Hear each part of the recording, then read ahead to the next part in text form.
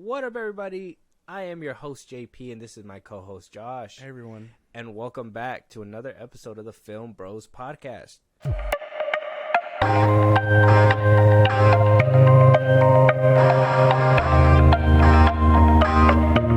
We got good news. Glorious news. Yeah. Some might say cue the music from Return of the Jedi at the end when the Ewoks is dancing. Yeah, that'd be fun. Like, I'll consider doing that. No, it's a joyous occasion. It's great. We're everything's looking up right now. Honestly, it's good, but it sucks how long it took us to get here, and how many times we were like, yeah, the deal's about to close, and then, oh no, it's not. And if you guys don't know what we're talking about just yet, obviously we're talking about the SAG AFTRA strike. We are out of the mud, right? They decided to find a deal. They got a 3-year tentative deal, like the WGA. Yeah. Everything should be closed and done probably by the end of November, early December. But as of right now, time of recording, everything's back to work. People are getting back to the movies. Marvel, we'll talk about them in a little bit, but they made a last-ditch effort and got Tom Hiddleston to go on Jimmy Fallon along with Brie Larson to kind of promote the Marvels and Loki. Yeah. So things are rolling through. Like I told you guys, we were going to break down exactly what they got and what they won. And SAG AFTRA was kind enough to put out a whole article of what they basically won and lost. And I want to talk about it with you guys. But Josh, you heard about the news. What did you think when it happened, when it dropped? I mean, I think you seen it, right? Yeah, the same day? I seen it same day. It was all over my feed and stuff. I was like, there's no fucking way. Because for a good week, it was like a bunch of leakers that were like, they're close, or whatever. And then eventually it was just SAG. Not so close. SAG was the one that was basically like, oh, we had a good day. Well, hopefully it's better tomorrow or whatever. Mm-hmm. And Hopefully eventually, the AMPTP buckles. yeah, which is, I mean, eventually their best offer was bullshit. So, you know what I mean? That whole line that they were delivering. That's what they did with the WGA too. It's just Yeah. it's a negotiating tactic. Yeah, Like, oh yeah, this is the best we could do. yeah, Yeah, is it though? yeah. It's Is not. it? Clearly, it's not because they hit the fucking jackpot. But I was excited. I was like, oh yeah, so fucking cool. We are finally getting a roll on things, and then everything started coming out. Delays on movies, things like that. Inevitable shit, really. Because I mean, the 2024 slate was affected by the strike. Yeah, most of it. So everything is basically being pushed back to 2025. There's a lot of things like that we're gonna get into. Yeah, we'll discuss it. We'll chop it up. We'll talk about the movies that are resuming.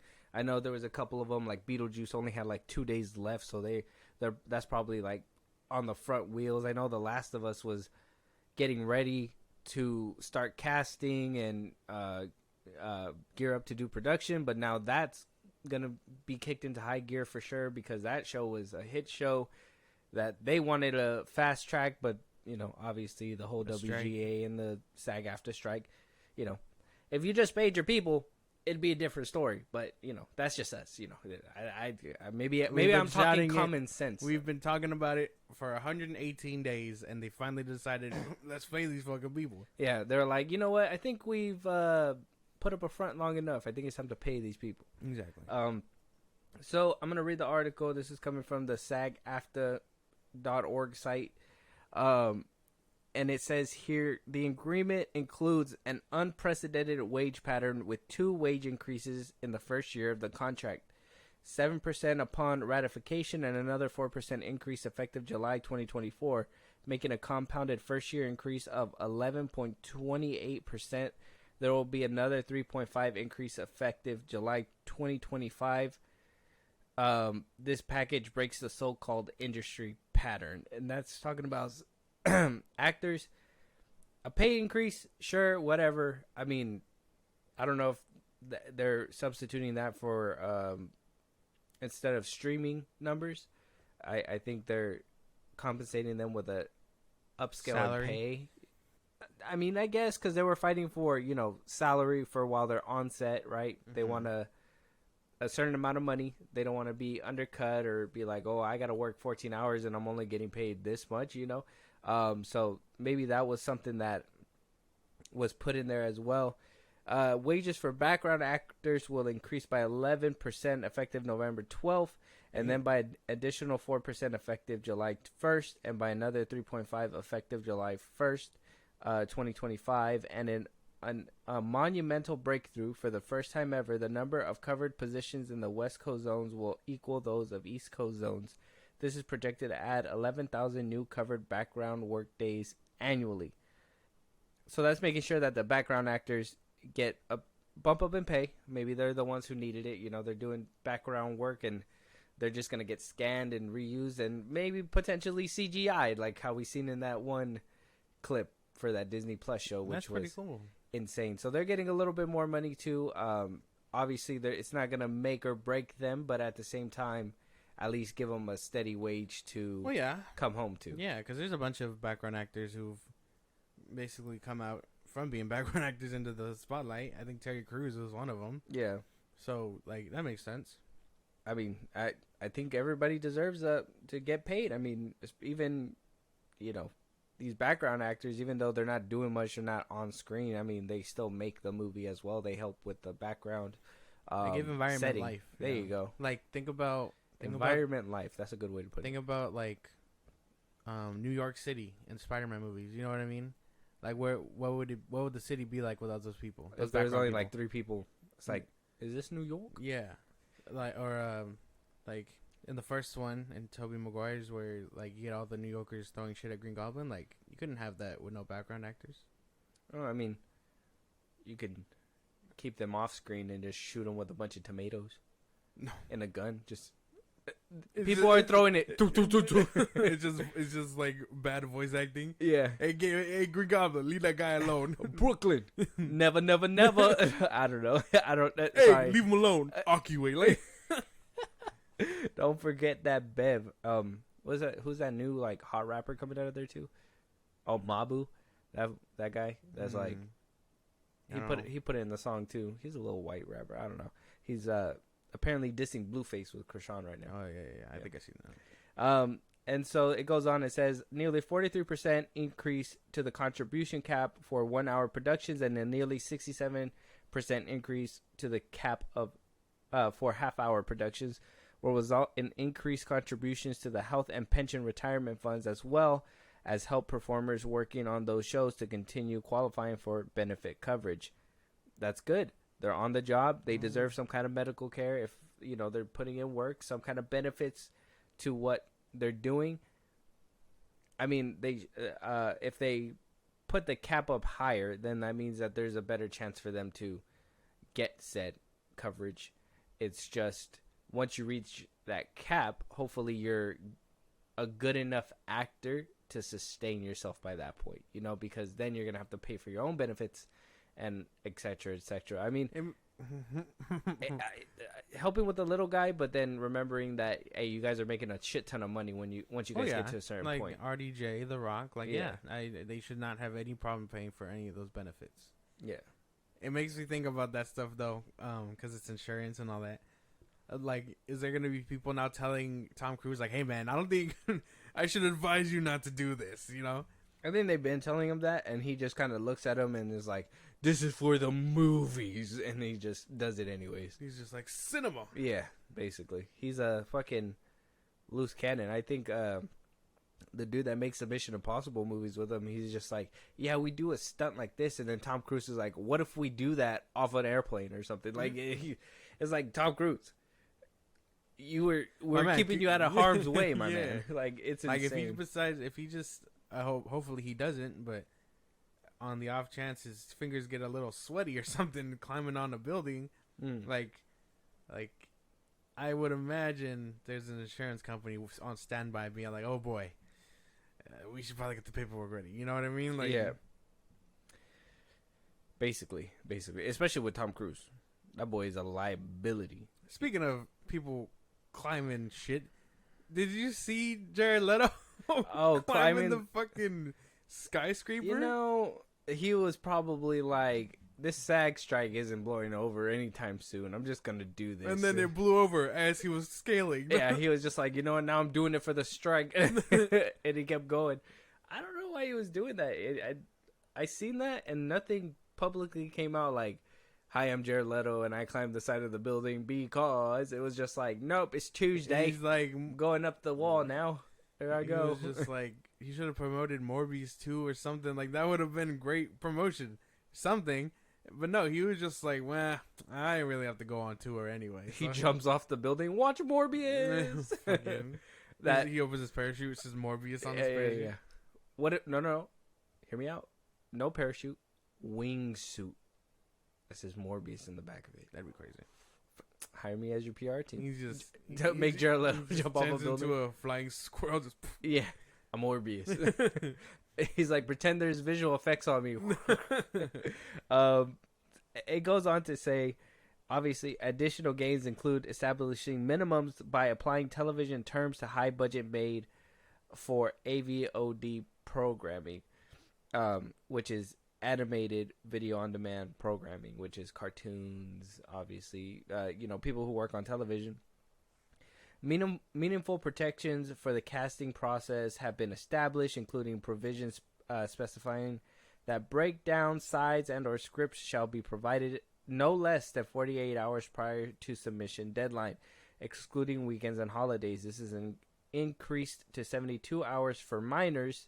Talent may not be asked to perform more than 8 industry standard pages for the first self-tape or 12 industry standard pages for a second or subsequent callback. Additionally, if memorization is required, performers will be entitled to compensation, and performers may not be requested to appear nude or while wearing attire more revealing than a bathing suit that could be worn at a public pool. Producers must also provide opportunities to interview virtually or in person on a first-come, first-served basis, with accommodations for performers with disabilities, senior performers, and minors. Oh, this is for like when they're auditioning for movie roles and stuff. When they're auditioning, obviously they stipulated a little bit more what they ask for from workers, obviously on an 8-hour shift basis, and minors get 70. Minors only are allowed to work 8 hours. And they have to have at least 48 hours for adults, so they have enough time to memorize their lines and all that stuff. So minors get 72 hours. They get longer time. Obviously, they have school and stuff. They're more restricted. I think that's why. I think even in like Shazam, they said that because of school, like there's a lot of stand-ins within the movie for the characters because they can't be at every single spot, and they can only do so much within 8 hours. And then obviously, performers may not be requested to appear nude or while wearing attire more revealing than a bathing suit that could be worn at a public school. So they gotta be compensated not only for the memorization of their lines, but if they have to be more undressed, they need to be compensated as well. And producers need to give more opportunities for people to be interviewed. See, that seems like a no-brainer. I look, first, I got that just seems like little stuff to me. Like getting paid extra to memorize your lines. Like, isn't that your job? Like, isn't that what you're supposed to do? This is where I mean, like, there's a couple things that SAG kind of asked for that I was like, see, that could have been completely thrown out. Why you're asking for streaming revenue, but then you're also asking to get paid more for memorizing your lines? Like, that's not your job in the first place. I think that's a little nitpicky part for me, I gotta say. Yeah, I mean, yeah. There's the nude stuff, things... I get it, because there's some people that aren't okay with nudity. But well, yeah, but if you're in the role and they're like, hey, you have to be comfortable with that shit, then you know what you're auditioning for. That's another thing too. Like, during the interview process, hey, just letting you know, you're gonna be nude. You're gonna have to memorize your lines. I'm not saying nude, but maybe you obviously got to be a little bit. We got to show skin for your role or whatever. That should all be told up front, and that I don't think that they should have to get paid extra for doing something that the role asks of you. Yeah, that is kind of crazy, huh? Because there's a difference between like partial nudity and then like full on nudity, Yeah. Like We talking like Euphoria nudity, like Sydney Sweeney, that kind of shit, or we talking like where like a chick is just undressing in a bathroom or whatever, and it's just her back or whatever. You know what I mean? Yeah. Like there's a difference to that shit, if that makes any sense. But I don't think you should be getting paid extra either for that kind of thing, unless you don't get the part, maybe. But I don't know. Yeah, yeah. And for them to say, "Hey, we gotta make more opportunities to like do stuff virtually," they already do auditions virtually. That's not. I don't think that's something that. I think it's for like more the disabled people. But they already do that though, in my opinion. So that one has to go deeper than that. Maybe it was some. Maybe some producers would be like, "Nah, we're not gonna do that," and some of them would be like, "Yeah, we're willing to." I think so because I mean. So now they're just mandating it, like you have to. Yeah, if it's a first come first serve thing, maybe they do it for like an hour or two before they got to start rolling with an audition with real people. I would imagine that takes forever. Like I would think so too. Like they maybe before talking, making sure everything's working. Yeah, like, that's all a process. Maybe before this whole thing was a real like problem, they were like, "Oh, we have to do this because we have a few online interviews to do." And he's like, "Well, I don't want to talk to them right now. I got like 10 different people in the lobby waiting to like sign up." Like, you know what I mean? It does kind of beat out those people that are doing it virtually. Yeah, and sucks for them, but I get it. I understand where the producers and stuff are coming from on their side of things for that. Mm-hmm. Like if you're already busy, you don't want to have to go out of your way. Either come prepared or you don't. Like that's just how it's supposed to be. But I get it. For some people, they probably need the extra assistance. But at that point, Hollywood used to be a place where if you're not willing to do all, you're not gonna get nowhere. And now it's becoming a place where, oh, you went to school for this, okay, you're gonna get a shot at Hollywood, and maybe that's for the better, or maybe that's why we're getting all these like mediocre shit off Netflix and Hulu because they're getting all these actors that they have to hire because they can't discriminate against them, they can't do all these things. I'm not advocating for discrimination, but before it used to be a very close knit circle where only certain people can be actors if you were really good enough. Now it's like everybody, like a high school play. You know what I mean? Yeah. Because I mean, at the high school we went to, that was one of the big things. When a play was happening, you'd get a lead, you'd get everyone else, and then everyone who didn't get an important role was a backup dancer or was in the background, whatever. And then they would pass it along like, "Oh, you guys are all part of this," or whatever. But I'm like, well, at that point, you should just cut them. You don't need everyone who failed the audition. So I understand. I think here I'm kind of understanding more of the producer side and the AMPTP. I'm not trying to sound as scummy as they are, but I get it. I understand where they're coming from with most of these things because these are just a little bit too far out of reach. Yeah. Yeah. There's a couple things in there that's kind of weird, but obviously times are changing, and I'll be the one to say, fuck it. Everybody's getting a fucking trophy for just doing the bare minimum, and that's fine. Participation trophies are good, but then you get people who aren't ready for the game, and it's maybe I'm just spitballing here, but like Rachel Zegler. I knew it. I knew you were gonna say that shit. Yeah, Zachary Levi, whatever. Like all these people, like who are on, like get a chance. I knew you were gonna say that shit. And then they get propelled by maybe a brand, Margot Robbie, and fuck. And maybe they're not 100% the best talent, but at the same time, they need the opportunity, so they're getting it. Oh my god! Like as soon as you started saying that, my mind immediately went, Rachel Zegler. He's gonna say Rachel Zegler, and you said it, and I was like, "Damn, get out of my head! Yeah, get out of my fucking head!" Yeah, I knew that was coming. They're easy examples, especially because we talk about them all the time. But I'm sure there's more. Like this is crazy though. Imagine the time we're in where now they're talking about like child actors and their safety and things like that. Well, that's good too, because even back then, I want to know if that makes difference for like longevity. Because you know how like child actors would come up and they just kind of go crazy when they're adults. Yeah, Like, I wonder Well, if they're getting insurance and stuff, therapy and all that should fall in line, no? well, that's, I mean, shit, you'd hope so. You'd hope so.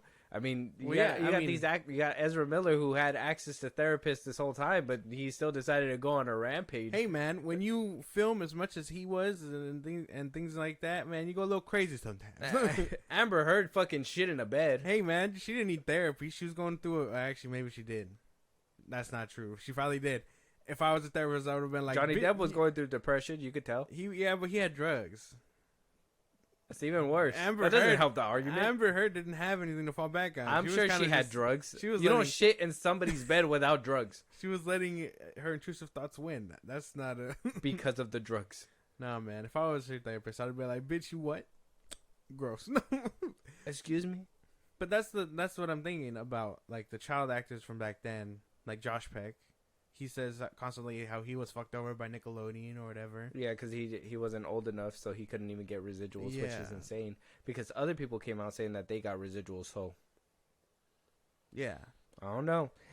That. Well, I mean, he's they're doing fixing. fine, I'm Yeah, sure. yeah. He's over there making videos with Dobrik, John Stamos. He's working with John Stamos. Stamos, and Dobrik, and all them. So, I mean, he had that Disney Plus show, that Doogie Howser, or that remake or whatever. What was it Yeah. called?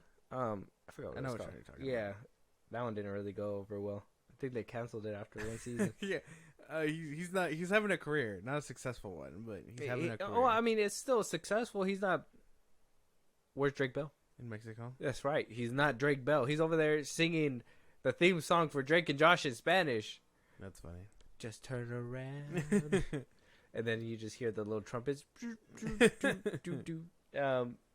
So they keep going, saying that the gains have they'll generate over $1 billion in new compensation and funding to the benefit plans, and that's basically it. I mean, they also kind of talk about the AI, how they got what they wanted, a little bit more stricter. I don't have the full chart with me right now, but I know that AI was one big thing, and they actually found an agreement. Maybe that's something they're keeping close to the vest, kind of like the whole streaming numbers. I'm sure it'll come out in the next couple days. Well, I think I read somewhere that they did come to the agreement of asking the family members for scans and stuff, and then paying for them. Okay. Yeah, paying them for that. So that's cool. I'm glad that's not changing, because holy fuck. Like, that's just mad disrespectful. And then I think somewhere along the lines also, they were like, oh, if someone does consent to be scanned and they end up being used, that yes, they should be compensated. Like, I think they won that. Okay. The numbers are weird, though, because they said only 86% voted on it, and that 14% was like, no. SAG AFTRA? Yeah. Well, because I told you, it's like with anything, there's a lot of people in there that don't care for it. There's some people that understand, and I'm thinking, maybe I could be corrected later on if I'm wrong. I know I've seen a few other podcasts that listen to us that are part of the SAG AFTRA. So, I mean, maybe we can hear from them one of these days. Who knows? But from what I heard is that there were still some people, mostly a lot from the higher end, obviously the older crowd who's been in Hollywood a lot longer, who didn't care about the whole AI scanning. All they cared about is obviously not being able to use them for like, how do you say it? Like, in a bad light. Like, you can't just throw them somewhere and it's gonna be a shit movie and then try to be like, well, they're associated to it, That's fucking... So, and I'm assuming that's all of the bigger actors who have kind of done their dirt, and they're just like, well, they're gonna use my face regardless. My face is out there already, So, but that's just what I heard. I'm no quotes and no definitive statements. I'll have to look into it a little bit more. Hopefully, like I said, in a few months, when this kind of like blows over just a tad bit more, people are gonna talk about it, and we're gonna hear a little bit behind the scenes on it's gonna be good. Who was where. I mean, we already know George Clooney, Dwayne Johnson. They wanted to pay to get out of this fucking problem. Drew Barrymore, she was sick of this shit. She was trying to start up her show, which was a non-starter.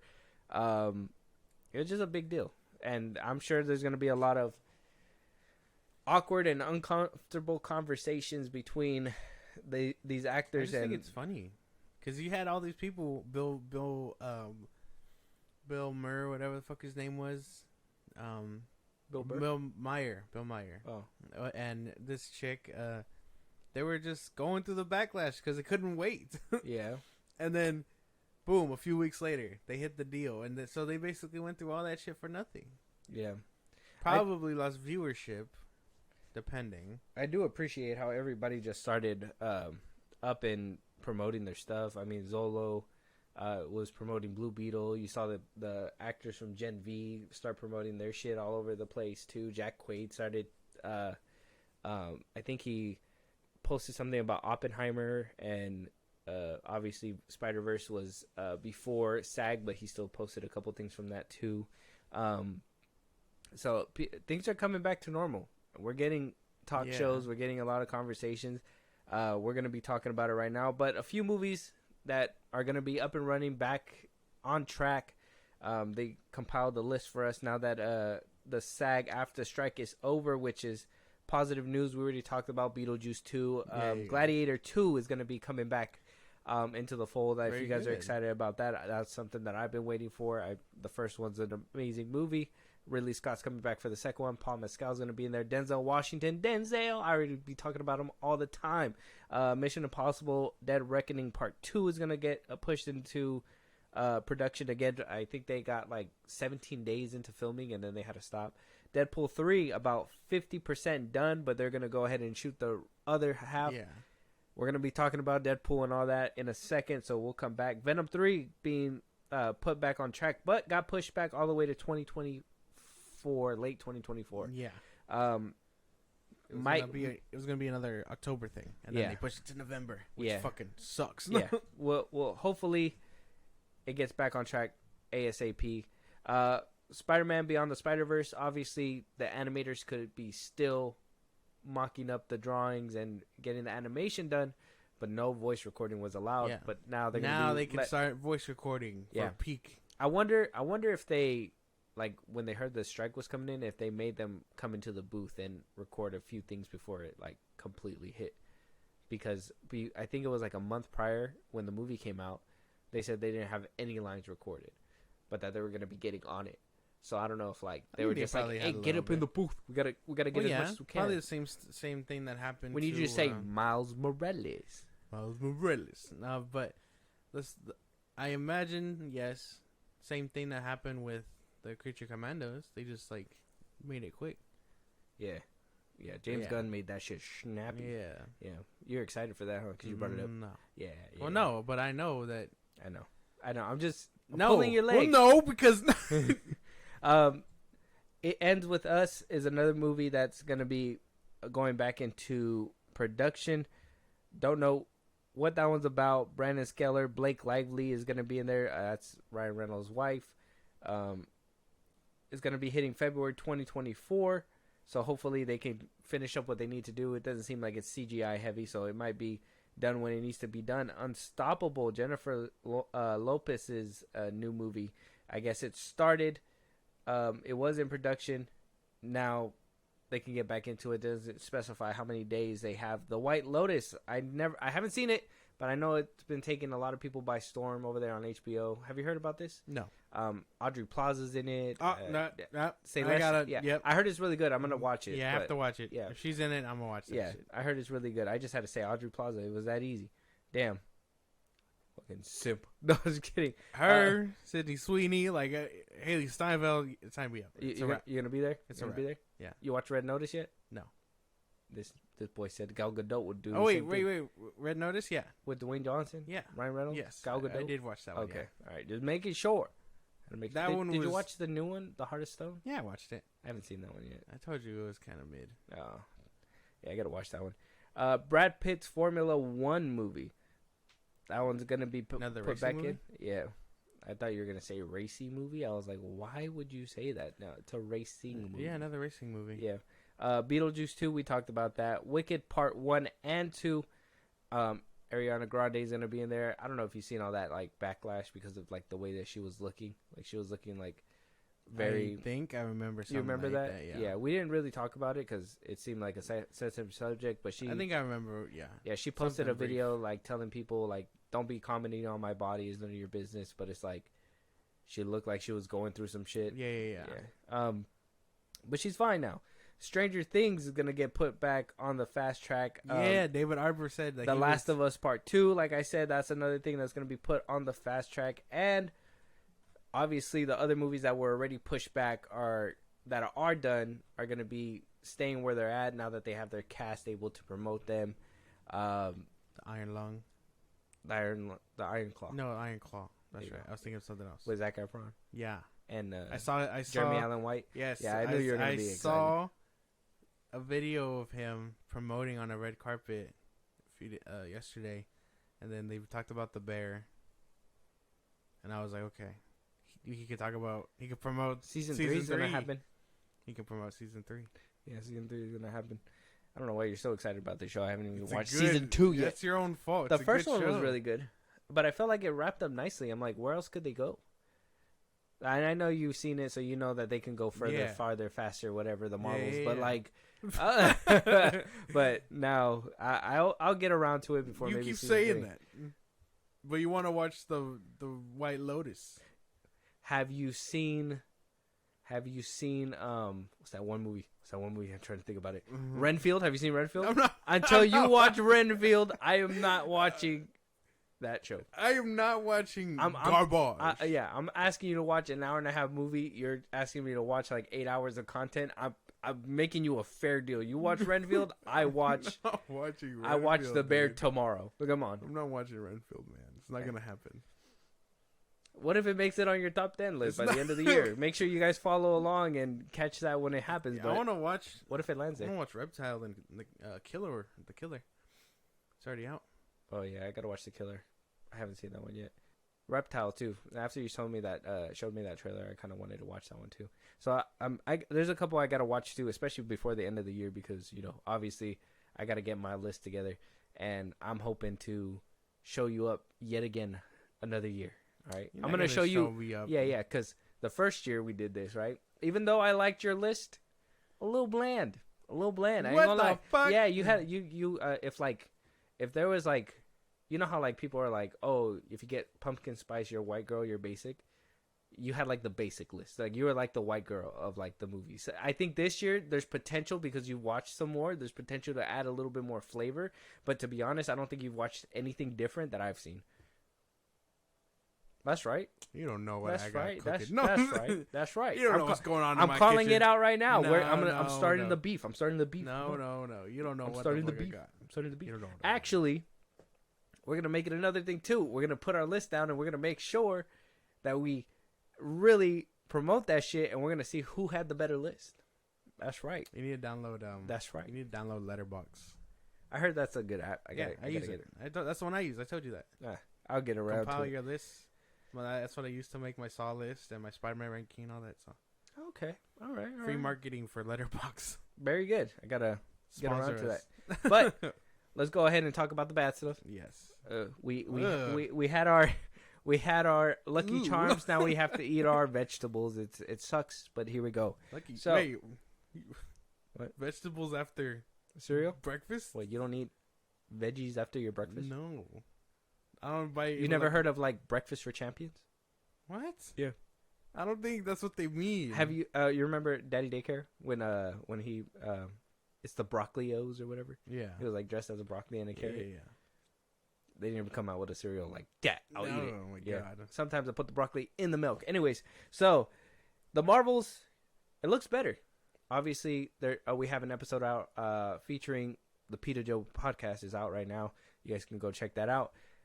We talked about the Marvels. We talked about how the Rotten Tomato score was not looking so healthy. It's come up since then. At the time of recording now, it's at a 62%. Yeah, on the Rotten Tomato like score. A 54 last time. Yeah. It had the green splat. Whatever the fuck. Yeah. The audience score is at an 85% though, which is baffling. This might be a good movie then, because Venom probably had the same thing, I think, and you like Venom. The box office is not reflecting this. Yep, we're getting there. We're getting there. Okay. We're getting there. Okay. So the box office is not reflecting this. Made about $47 million on its opening, which is the lowest opening for Marvel yet. It's not looking good at all. So, like I told you, Brie Larson, Loki was on there, which is crazy because a lot of Marvel fanboys are looking at the Loki season finale as their wet dream, and they're like, "Oh, the MCU is back." But yet, on the theatrical front, it doesn't seem like that's the case. Now, you've seen the ending of Loki. We're obviously going to do a review. We're going to break that down, so I don't want to go too far into it. You were excited, right? Yeah. You were happy about it? I was happy, and then sad that it was over. But yeah. Okay. So, do you feel like, yes, we're back? No, but you can tell there's direction moving. You know what I mean? That there's something moving. But to me, Loki has always felt like the oddball of like everything. Because even with the first season, it felt like they were like leaving that one untouched by anything. Like, yeah, sure, it handled timelines and the multiverse and stuff, the grander scale, but it didn't feel like it had Kevin's meddling in it, you know, like this movie does, the Marvels. So I just think it's like its own little like pocket of like good. You know what I mean? Okay. But and to be fair, we haven't seen the Marvels yet. No. We're gonna be fair there.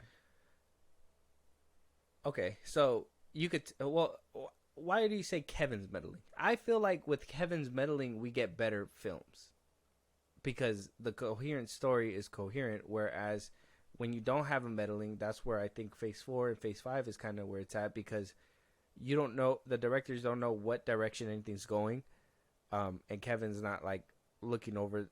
Kevin Feige's not looking over their shoulders and making sure everything's correct because obviously he has a big pile of shit that he has to deal with, and that's why I think some of these projects are doing good, like you know, WandaVision, Loki Season 1, Guardians of the Galaxy 3, depending on what side you're on, No Way Home, depending on what side you're on, after nostalgia. That one didn't have Kevin's meddling, but, you know, that's what I'm saying. Like, we're having little pockets of success instead of a whole that's why Marvel Cinematic Universe of success, if that makes sense. So, I guess Friday saw about 21.5 million domestic.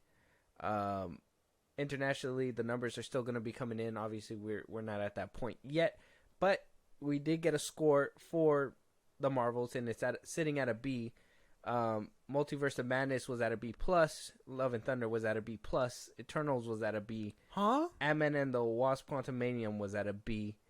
And B's for these kind of movies aren't good. So for horror movies, B, C's, sometimes D's can be pretty good for a horror movie. Yeah.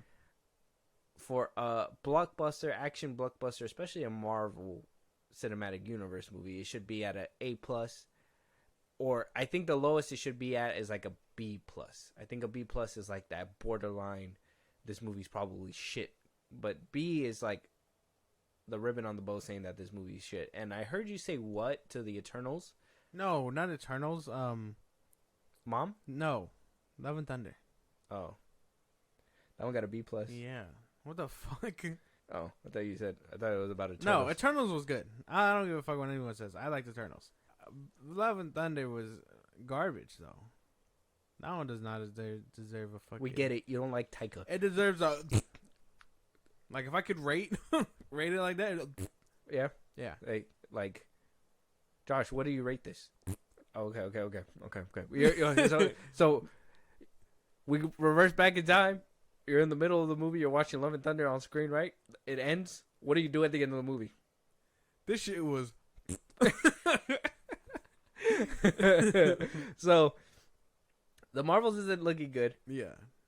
Obviously, we're not on a good spot, but this is what I mean where, like, Kevin's meddling needs to be a little bit more meddler.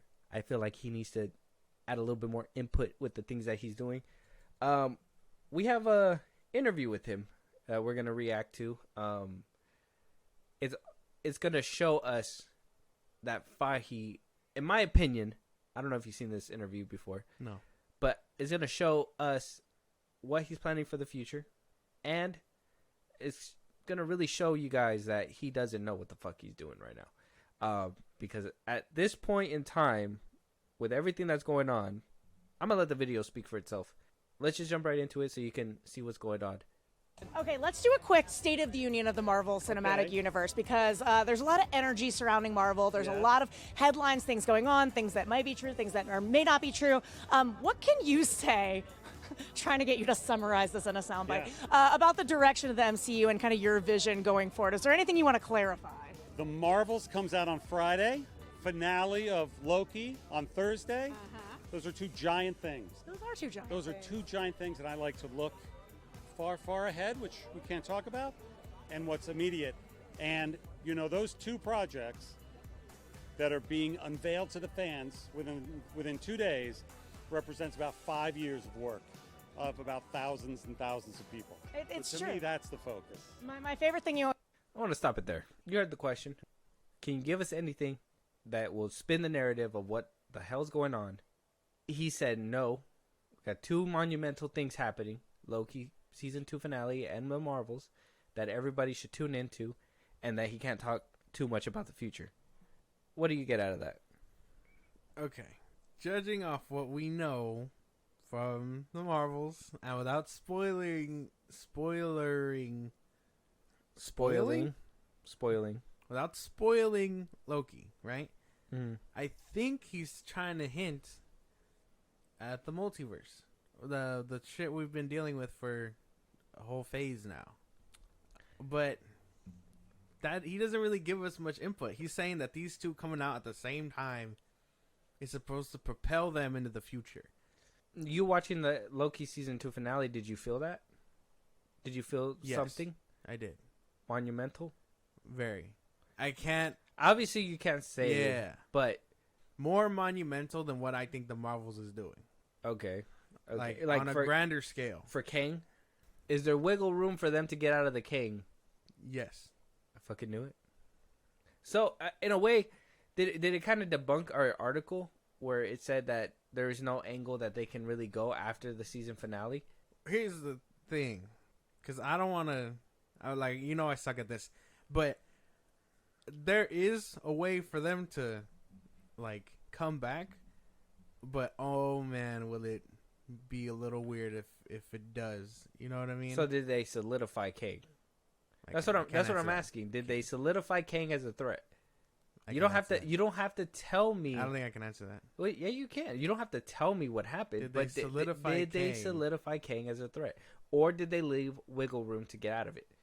They left wiggle room to get out of it. That's okay. Okay, that's all I wanted to know. Okay. Because But this kind of tells me that he doesn't know what the fuck but is I going don't on. think they're not gonna do Doom. I'll tell you that straight out. They're not doing Doom. Okay, all right, that's fair. I mean, that's a good debunking because I think even in the article they said that they briefly thought about it, but then they pivoted away. I think they're going to save him for something bigger, probably the Fantastic Four. But at least with that first question, that already tells me a lot that you're not willing to feed the fans a little bit more and give them a little bit more. He's just in-depth. anticipate these two. Yeah, but we're already not anticipating it. The Marvels nobody gives a shit about. Obviously, the box office is speaking for itself as we speak. Loki season finale. Honestly, I've seen it actually go on for a couple days. All the conversation about it. So this is the first time in a while that I've seen Marvel actually doing something right. So that's why it kind of makes me excited to want to get around to see Loki season 2. But then again, a lot of people praise the first season 2, and the first one wasn't really 100% for me either. It was good, but it wasn't Man, the first season was really good. The thing is that when you get something that's neat and a pile of shit, People only Guardians of the Galaxy Volume 3 probably looks like a gem to you this year. It's hard to say, but I mean, compared to everything else that came out, it probably. I guess if you're comparing it to everything else, then yeah. In 2023 at least. Yeah. So I mean, it's a weird year. I'll tell you. If Guardians of the Galaxy Volume 3 is the highlight of my superhero year, fucking just please. Yeah. But let's jump into the rest of this. I want you to hear what this dude has to say. The final trailer came out for the Marvels, and it kind of threw the gauntlet. We see Tessa Thompson. We see another character kind of walk by, and everyone's Yes. going, Who is Who is it? Who is it? What's the top theory? Okay, my safety school is that I think it might be Maria, but my Yale or Harvard is that it's Storm. Never heard that. Safety school or Yale or Harvard. That's interesting. Yeah, like when you're applying for colleges and Yes. you're like, I think it's probably this, but if it's this, I'm going to lose my mind. But I don't want to. Yes. It's. I did not apply to Yale or Harvard. I didn't even. I did not either. You heard it here first. But given that, what can you say about the Marvel's impact on the future of the MCU, the next phase? I mean, everything is a building block in the broader story. That's just part of the fun. But really, it's the fun of the movie. The movie has a beginning, a middle, and an end.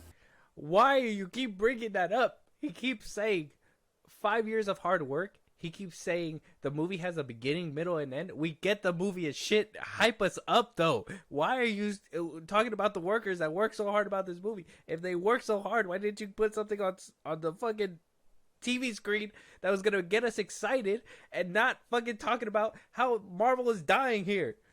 This guy isn't doing shit to even hype this movie up. He's literally said the movie has a beginning, a middle, and an end. And it represents 5 years of hard work that people have put into it. What the fuck?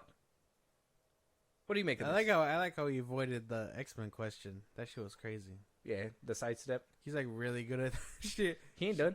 She was like, is it Storm? He was just like, well, I never heard anyone say that before, and like totally like sidestepped the question. That shit was crazy. But I mean, he's not hyping us up.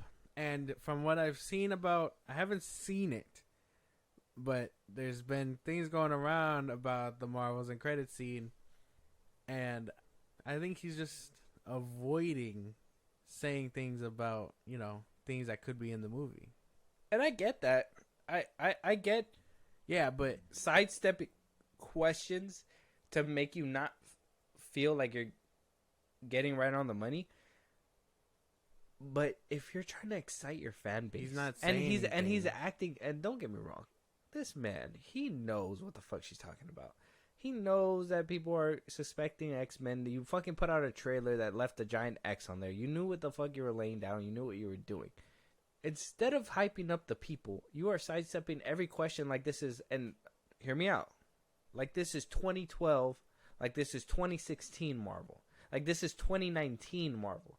This is not, after 2020, this Marvel Cinematic Universe, I'm sorry, you have no room to hold anything to your vest. Fucking spill the beans, bro. We are not excited for your fucking slate. We're not excited for this movie. We're not excited for anything that's going to be coming up besides maybe Deadpool 3. But even then, sounds like you're fucking it up too. Nobody's excited for shit.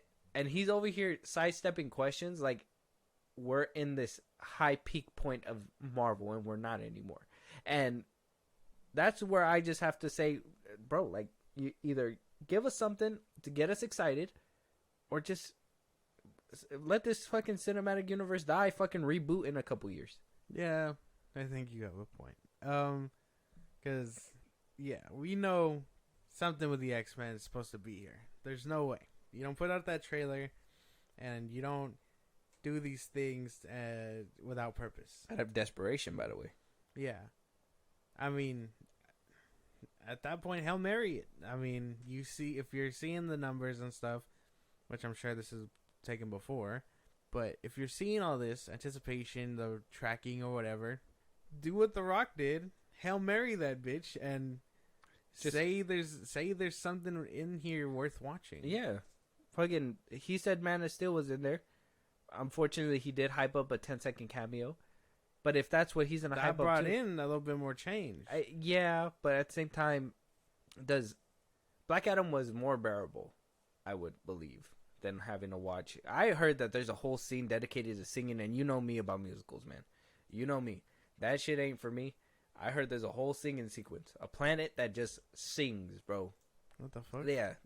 From what I hear, my understanding, it's a planet that the only way they communicate is if you sing.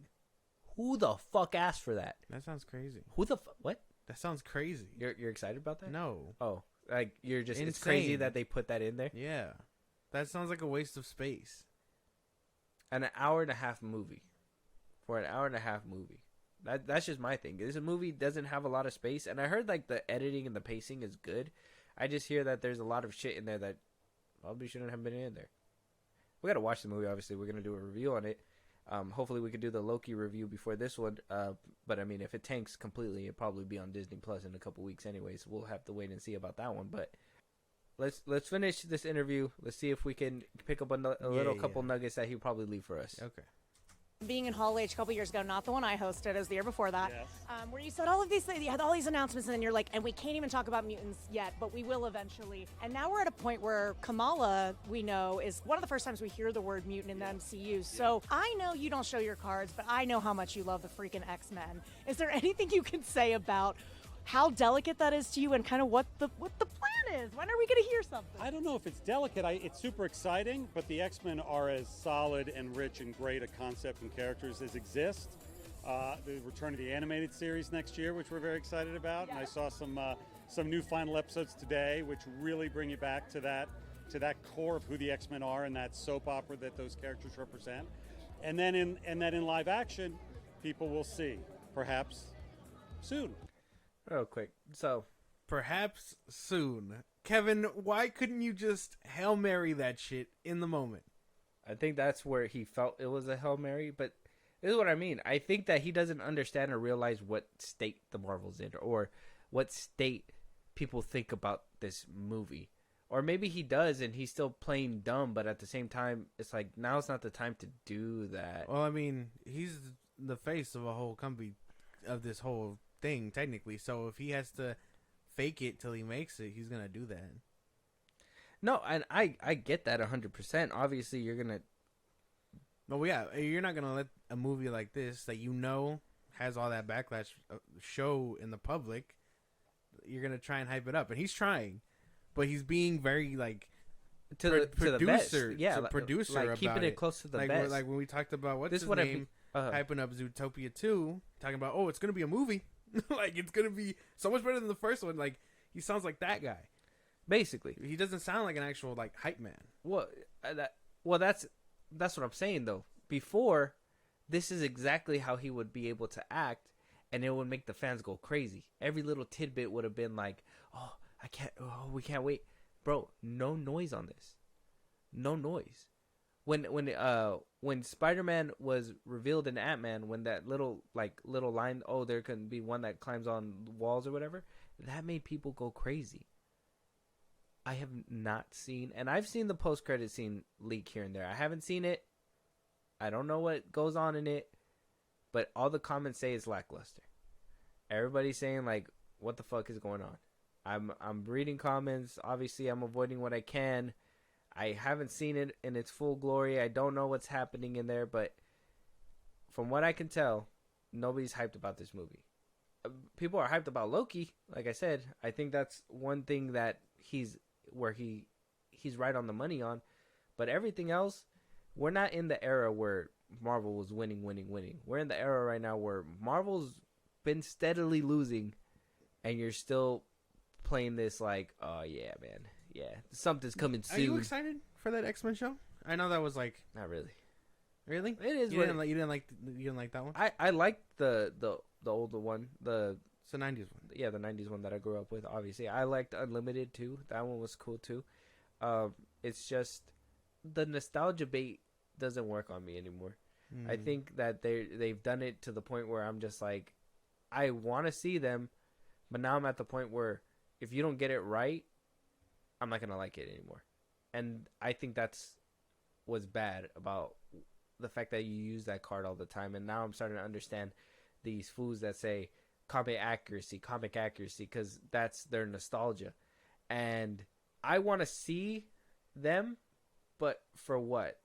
Just so we can relive the past? Like, we're in the future now. You could have made a totally different cast, updated cast, a cast that could probably resonate with viewers that are now.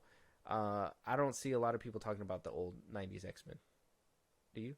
Have you seen it before? Oh yeah, I've watched it. I watched it way back when I was watching the 90s one, the 90s Spider-Man one. You know, that was like, that one was my shit. Yeah. Same thing with the Iron Man one. That one was pretty good. The Fantastic Four one's kind of dated, but yes. Mm-hmm. The Hulk was pretty cool. I remember the episode where he fights Ghost Rider. That's nice. Mm-hmm. But I don't know if I'm excited for this show. Like, that's the thing. I'd rather see them in live action at this point, or just rewatch the Fox movies, because we're not getting live action X-Men content until soon. Well, we know what that means. But even then, I don't even want them touching them right now. Like, I would tell you right now, do not let Marvel Studios they gotta adapt get through. X-Men. They gotta get through Blade and Fantastic Four and all that first. Which you know, we're gonna talk. Obviously, maybe we could talk about it when it's done, Blade. But the R rating is good. I think that's a good thing. But at the same time, like in the state that Marvel's in, are we excited about anything that's coming up? That's what I mean. There's like we're talking about what's gonna happen. We're talking about X-Men, but I'm telling you, like that's in this. Like seriously, that's nostalgia bait. Like they just want you to come in to watch something. So they're picking what's the fan favorite of back then instead of trying something new and doing something different. Now, I don't knock people for doing something new and doing something different. Marvel's been doing that for a while. That's what this whole franchise is basically based off of, is doing something new and different. A connective universe, nobody would have thought about that back in the early 2000s.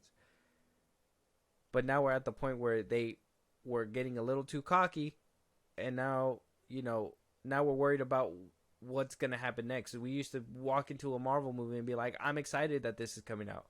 Now I'm just like, do I want them to even touch any of my favorite characters? Do I want to see the Fantastic Four?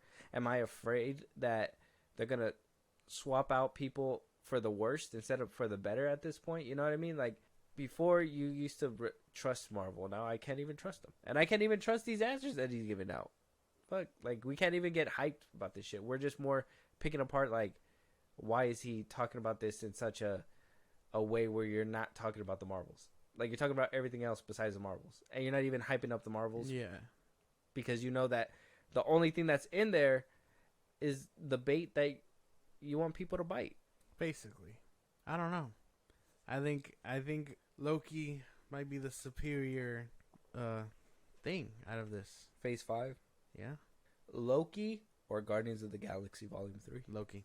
But you can't say that just out of James Gunn's bite. I'm going to ask you again, but really think about it. Loki Season 2? In terms of... Hold on. Loki Season 2 or Guardians of the Galaxy Volume 3? In terms of story, cinematography, things like that, Loki. Okay. And you're not doing that just to be like... No. Like, I could literally watch these two back to back. Okay. And the story is still so much better with Loki. Okay. Acting is there. Not to knock Guardians 3's acting, because again, I think CGI Rocket can deliver really good feelings and stuff, but there's a lot more negative things in there that kind of like throw me off, because I still don't vibe with the characters. Star-Lord, Chris Pratt, Star-Lord he's fine. Gamora, I could have done without her. Nebula still feels bland to me, even though I feel like we got some development from her in Endgame. Drax, still stupid. Groot, I don't like his design. You don't like that bulky? No. Design? Rocky was the only one, and again, he's CGI. What about Warlock? Adam Warlock. He had funny moments, but I could have done without him. Oh yeah. And then him. and then I mean the villain was all right. Okay. But right. I think everything else goes to Loki. All right. Just wanted an honest answer. It's because you said it too fast. I did. You know, it makes me think. Like, So are you excited about Blade though? You excited about these You're excited about Deadpool 3, Blade, these R ratings and stuff like that? I mean, with the state of Marvel that's happening now? I think I'm excited because it is a Blade and stuff, and it's Marshall Ali. But I need to see how Deadpool comes out first. Yeah, because we're hearing that apparently things aren't going 100%. We're hearing that Thunderbolts are getting a rewrite. The script is not good in anybody's eyes, apparently. Captain America, New World Order, like that. Disney got delays. I think a good chunk of their slate is coming out in 25 now. Yeah, there's only one movie coming out next year. Yeah, we haven't seen that. Like ever in Marvel's in MCU history. Now they're blaming the SAG AFTRA strike. Could be a part of it, but another part could be that they're doing what they can to fix whatever is happening with the Marvel slate. And dude, we have a big doozy that I'm gonna have to read. Spoilers for Captain America: Brave New World potentially coming up.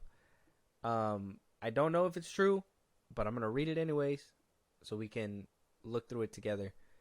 But we did hear that the reshoots are going to be happening. Captain America: Brave New World is going to have about 12 reshoots, and 3 key sequences need to be cut and reshot before. And the reshoots are planned for January until June of next year, May or June of next year. God damn.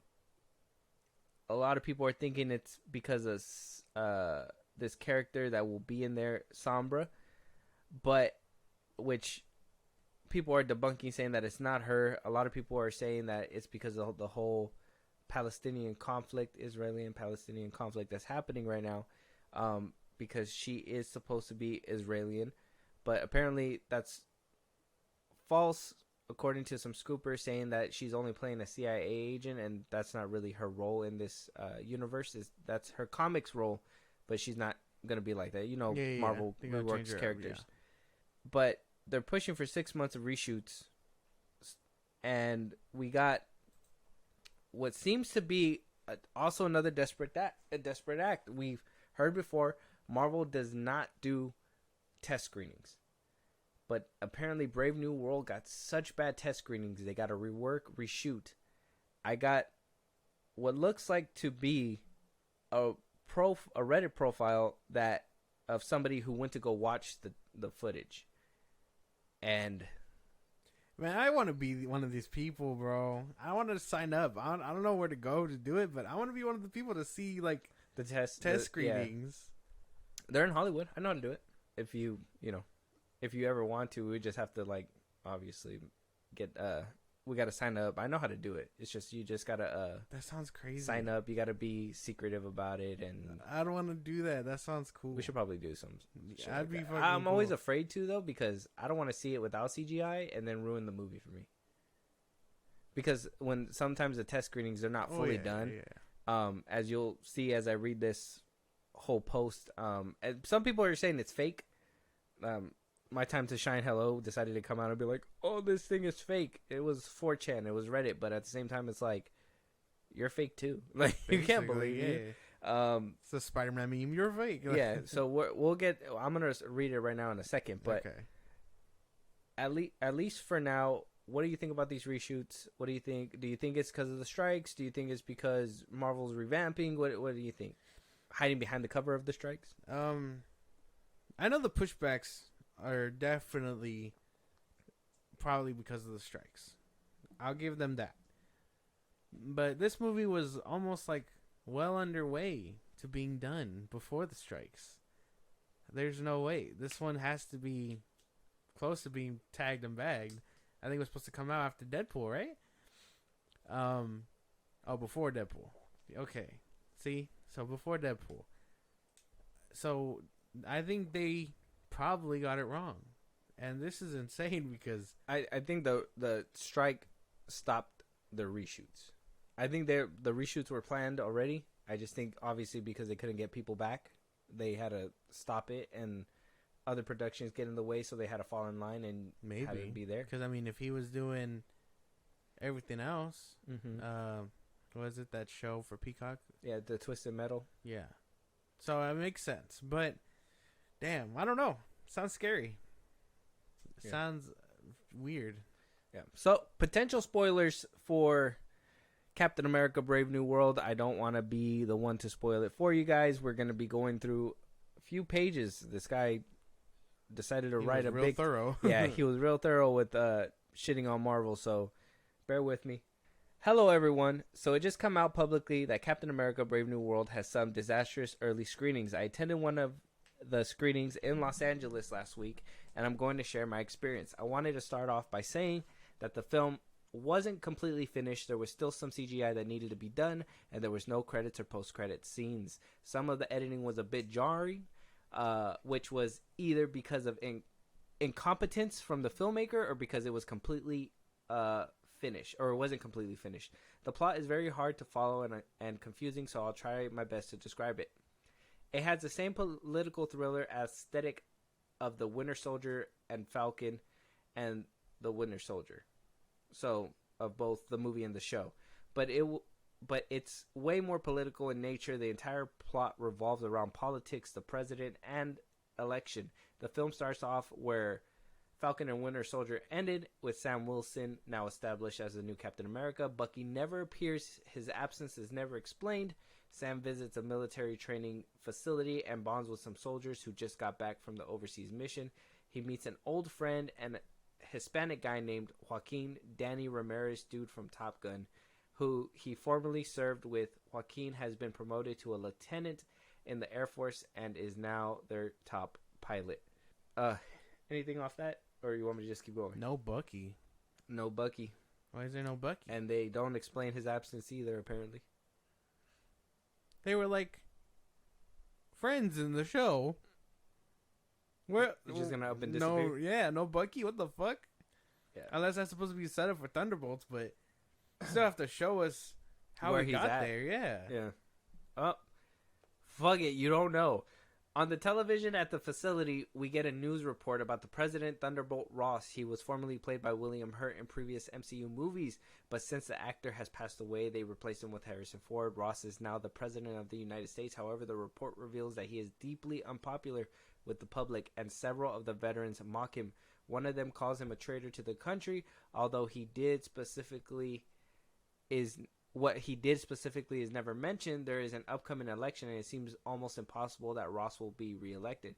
His political opponent is a black guy, and he is very likely to be the next president. A montage of different late-night shows hosts mocking the president is shown. Yes, they actually made Ross into a proxy of Trump.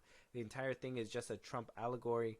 All the woke, cringy politics of Falcon and the Winter Soldier are back because this film bafflingly kept the same writer. The scene then cuts to Ross in a large scientific research facility, a secret bunker under the White House. He is upset that he probably won't be reelected and is desperate to find a way to turn the tides of the election. He summons Sam Wilson to the facility and asks him to endorse him and campaign with him. But as the new Captain America, he wishes to remain apolitical. He doesn't want to approve any candidate. Ross calls him a traitor for not helping the president. Wilson just rolls his eyes and walks away. However, it's revealed the entire meeting was a trap set up by Ross and mysterious scientists, quote-unquote. Wilson had to surrender his shield, all his weapons, while he was talking to the president, and while his shield was away from him, the mysterious scientist scanned the shield and got a DNA reading of the former Captain America, Steve Rogers, as the shield was formerly his. What? It's been in Bucky's possession for months, years even. How is there still DNA from Rogers? My boy has some greasy arms, bro. So greasy it What? seeped into the shield. That makes no sense. He has not. That's not true. Well, even then.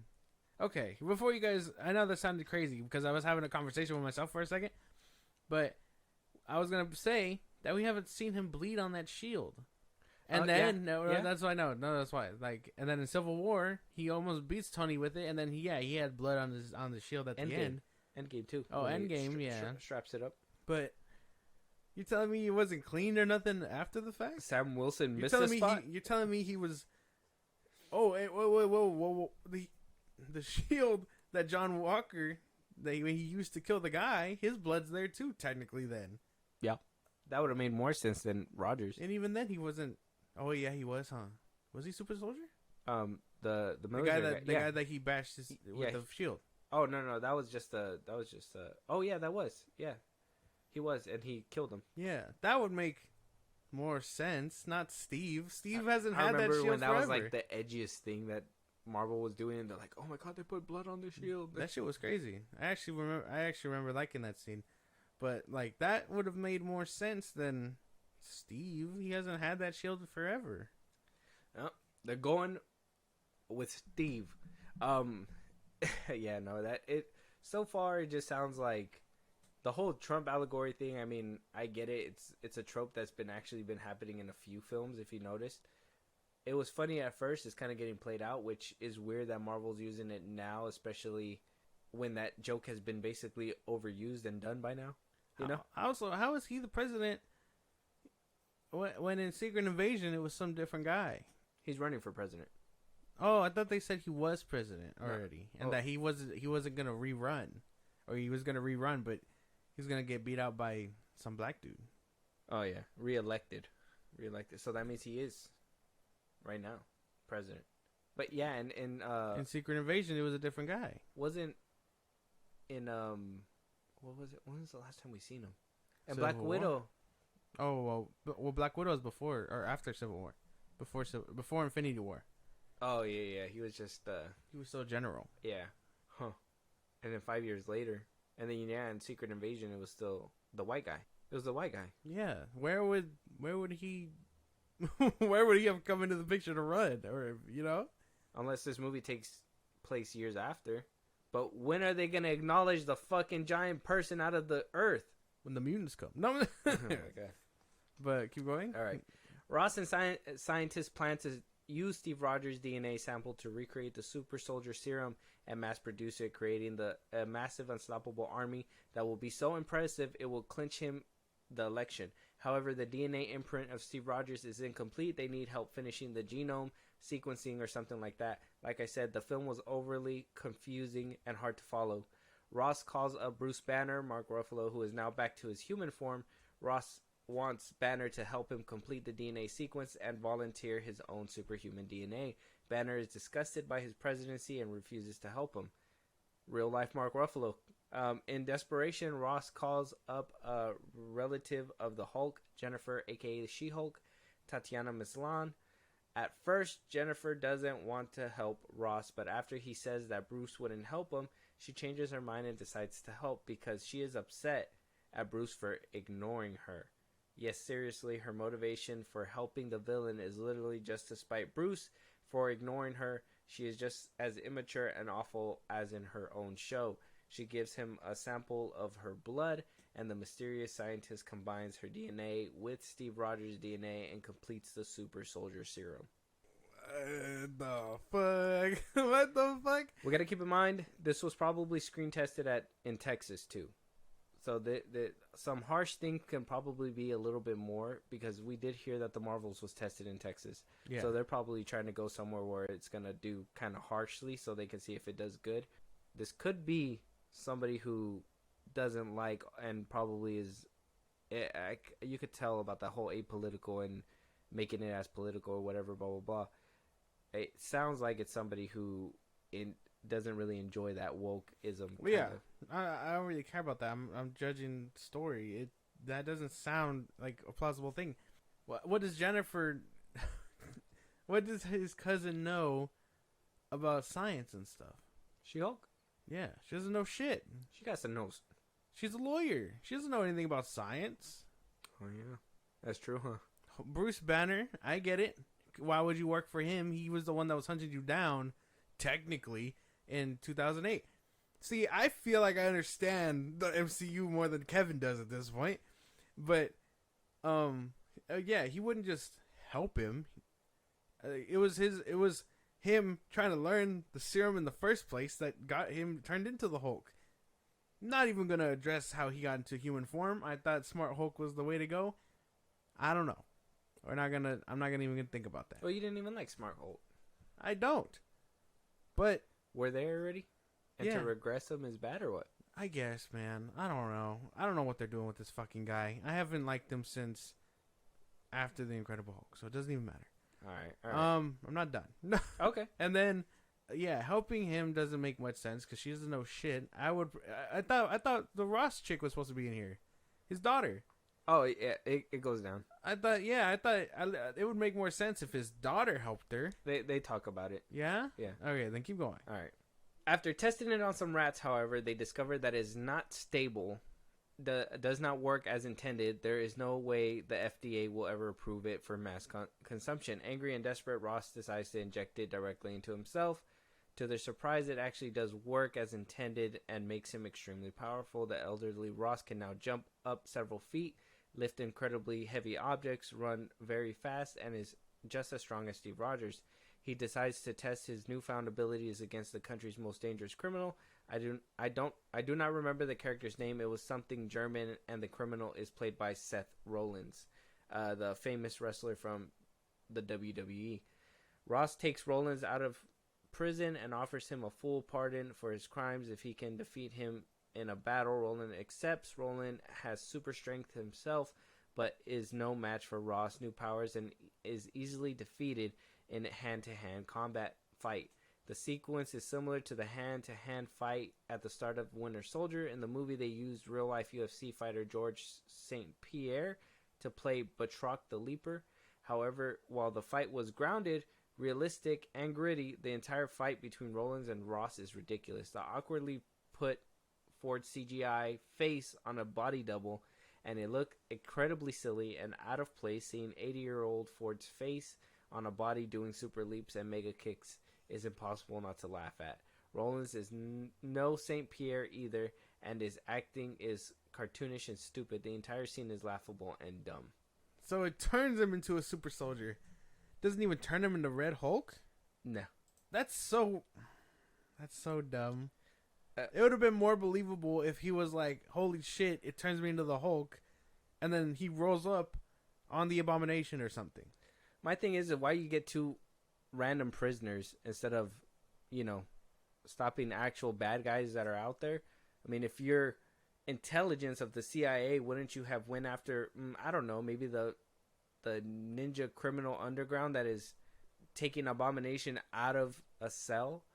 Maybe you should go look into maybe She-Hulk and how Wong was able to go back and forth. Maybe we should go, there's so many other people that he could probably take down in order to, out there that are still kicking, that will show some kind of force and bring some connectivity, but yet they put him against two no-names. Nobody's worried about that.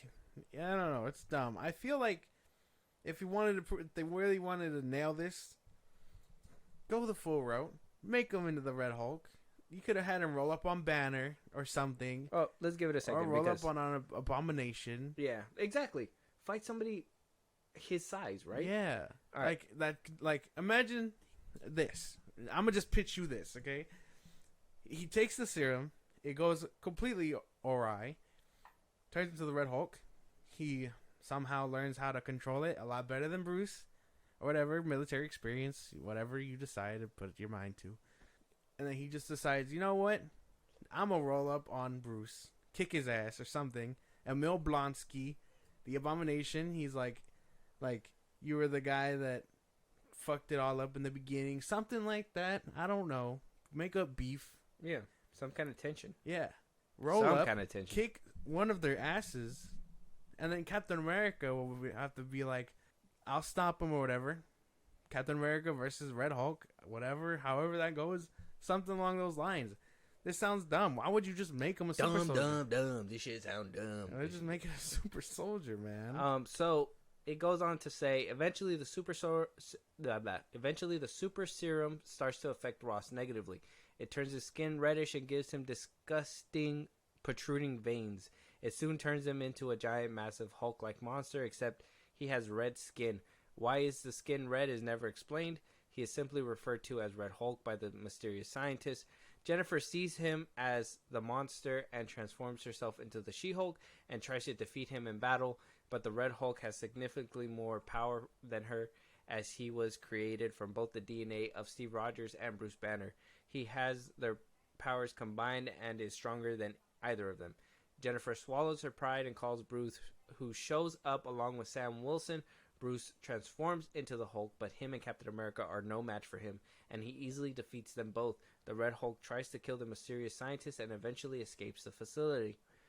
After the loss, Sam Wilson regroups and decides to try to reform the Avengers once again. He attempts to get into contact with Nick Fury, Thor, Ant-Man, and Rhodey. All fail. None of the actors are actually shown on screen, and it's implied they are all off on their own separate missions. Bruce then contacts Carol Danvers, aka Captain Marvel, via cell phone. Brie Larson is not shown on screen, and it's never explained how he had her contact. At the end of Shang-Chi, it's revealed that Bruce and Carol were working together and wanted to recruit Shang-Chi, but this information is never explained to the viewer. So some audience members were confused. Carol says that she can help send some reinforcements their way. So he does turn to the Red Hulk at some point. Yeah, okay. So that kind of helps with the gripe. Maybe redeemable, but still sounds a lot more silly to have it do it so late. this already sounds like almost close to the ending of the movie, basically. Yeah, this page right here sounds solid. I think everything else before it sounded ridiculous. This right here sounds a little bit solid. This seems like the movie that I want to see. But then we go to the next part of it, right? So it was asked, why would they go through all that trouble of getting Cap's DNA when they could get the Super Soldier Serum 2.0 from U.S. Agent? They probably should have his DNA on file. That's one of the questions I was asked as well. Duh. Come on, guys. They have the Super Serum. He doesn't need the shield. It's a dumb thing. But that whole page just sounded solid. Everything else just sounded ridiculous. The whole beating up these two random nobodies. Like, that's what he should have done in the first place, was try to beat up, like, She-Hulk or the Hulk and be like, you know, beat it out of me, or get the, you know, I want to make sure that I can go up against them. I mean, we know that that whole fight in the field is canon now. So we know that he's seen what Abomination can do when he's not on the serum, but just kind of like juiced up. Yeah. I mean, not the Hulk completely, but kind of juiced up. So he kind of before knows. he had the soldier serum in him, but it was it was Bruce's blood that pushed him into the Abomination. Exactly. So that should have been kind of referred to in a way, you know, especially if you put it in the what if. Like, why make people watch it if you're not gonna play it off later? Or something. Yeah. So the people that she winds up calling is gonna let us know right here. Like I said, spoilers. If you guys don't want the movie spoiled for you, this could be potential spoilers. I hope you're okay with this and you're buckled up. Well, I mean, if they're doing reshoots and stuff, this could change. Yeah, so. It's true. So here we go. Several superheroes show up to the bunker. Shang-Chi arrives first and is already familiar with Bruce. Then Moon Knight arrives and is permanently in his Moon Knight persona. I never watched the show, so his entire character was confusing. Then a Jewish lady named Sabra shows up, played by Shira Haas. I had never heard of this character before, and who is she is never clearly explained. It is mentioned that she is working for the Israel government. I kid you not. The final hero to arrive is a black lady played by Zosha Rokamor. I have absolutely no idea who her character was either. I can't even remember the name of the character. Her superpowers were simply kinetic energy attacks. Whatever she punches or kicks gets hit with a electric shock. Very basic and boring. The entire sequence, I think he was getting annoyed by this point. The entire sequence of all these obscure superheroes arriving is absolutely ridiculous. The audience had no idea who any of these TV characters were, and none of them received any kind of pop. People were expecting big names, and all you got was a bunch of literal nobodies. You have an Asian guy, a Hispanic guy, a Jewish lady, and then a black lady. It was like some woke diversity squad Power Rangers moment. No reaction. Oh, God. Sam Wilson calls up his old military buddy, Joaquin, and gives his old Falcon gear. Gives him his old Falcon gear. Joaquin uses his Top Gun aviation knowledge to become the new Falcon. The new Avengers consists of Sam Wilson as Captain America, Joaquin as Falcon, Bruce Banner, She-Hulk, Shang-Chi, Moon Knight, Sombra, and a random black lady. What? That sounds stupid. like Moon Knight as an Avenger? Random nobodies as Avengers? Not the team I was cooking up. I was expecting Carol, Photon at some point, Miss Marvel, probably a new Avenger. Captain Falcon. That's funny. Falcon, the Hulks, okay. Spider-Man at some point, again, if we ever see him again. I know he couldn't probably be in this. War Machine. Why wasn't War Machine here? I think what they're going for, and when I read this, it immediately popped into my head because I've been watching Invincible. New season's out. First 2 episodes are out. Check it out. It's pretty good. I was thinking like they could potentially be doing like, oh, this is the temporary Avengers team. It doesn't really match up to what we used to have, but you know, this is what we have to go right now. I mean, if the CIA agent's on there or whatever, I feel like that it's gonna get to the point where they're like, well, no, we need actual players, and then that's when Spidey will swing in, and then, you know, Captain Marvel will finally take the lead. I was thinking the Marvels were supposed to propel her to that point, but it doesn't sound like that's probably going to happen. I don't even know if that's because of like her appeal to the audience or whatever, or if the money's gonna do her in because her sequel's not making any. But that's what I thought the route was supposed to be. Fill it up with a bunch of nobodies, make you miss the big Avengers, and then eventually come out with the big Avengers. But to completely just mix in Moon Knight when a lot of people were predicting, and this is what I mean by Kevin's probably not in the loop, a lot of people were predicting and excited to kind of see a Midnight Suns, and they're just like, nope, that's not what's going to happen. We're not going to stick to that comic bullshit. We're going to go ahead and move a different way. And I'm not one for comic accuracy, but at least give us something that people know to get us excited for it. Not, I mean, and don't just slap on Secret Invasion and not make a fucking Secret Invasion type of shit. It's ridiculous, bro. So stupid, dude. It's frustrating because, like, I don't want to see I don't want to see B-listers. I want to see A-listers. Moon Knight, unfortunately, not an A-lister. She-Hulk and Bruce, okay, maybe. I am always down to see two monsters duke it out. Will it be as good as Abomination versus Bruce in '08? Probably not. But that's a problem we'll have to address when we get there. But I don't want to have to care for a team of nobodies, man. That's not what I'm about. Shang-Chi? No. It's not, no. I can't even give him a pass. Can't do it. Okay. Keep going. All right. But wait, there's more. So the first thing they do is leak to the media that President Ross has turned into Red Hulk and tried to kill them. That destroys his image in the eyes of the public and ends any chance of him ever being reelected. In desperation, he decides to attack the U.S. Capitol building by destroying it. He hopes to inspire widespread fear and panic in America and cause a brave new world where elections don't matter and where the people will choose to follow him because of his incredible power. And yes, the entire plot really does revolve around the president attacking the Capitol and starting an insurrection.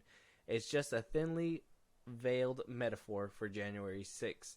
There's shots of inside the Capitol building with Congress people hiding behind desks, panicking in fear, praying for their lives. It was so cringe and embarrassing, I really couldn't believe it. It was worse than any of the political stuff in Falcon and Winter Soldier.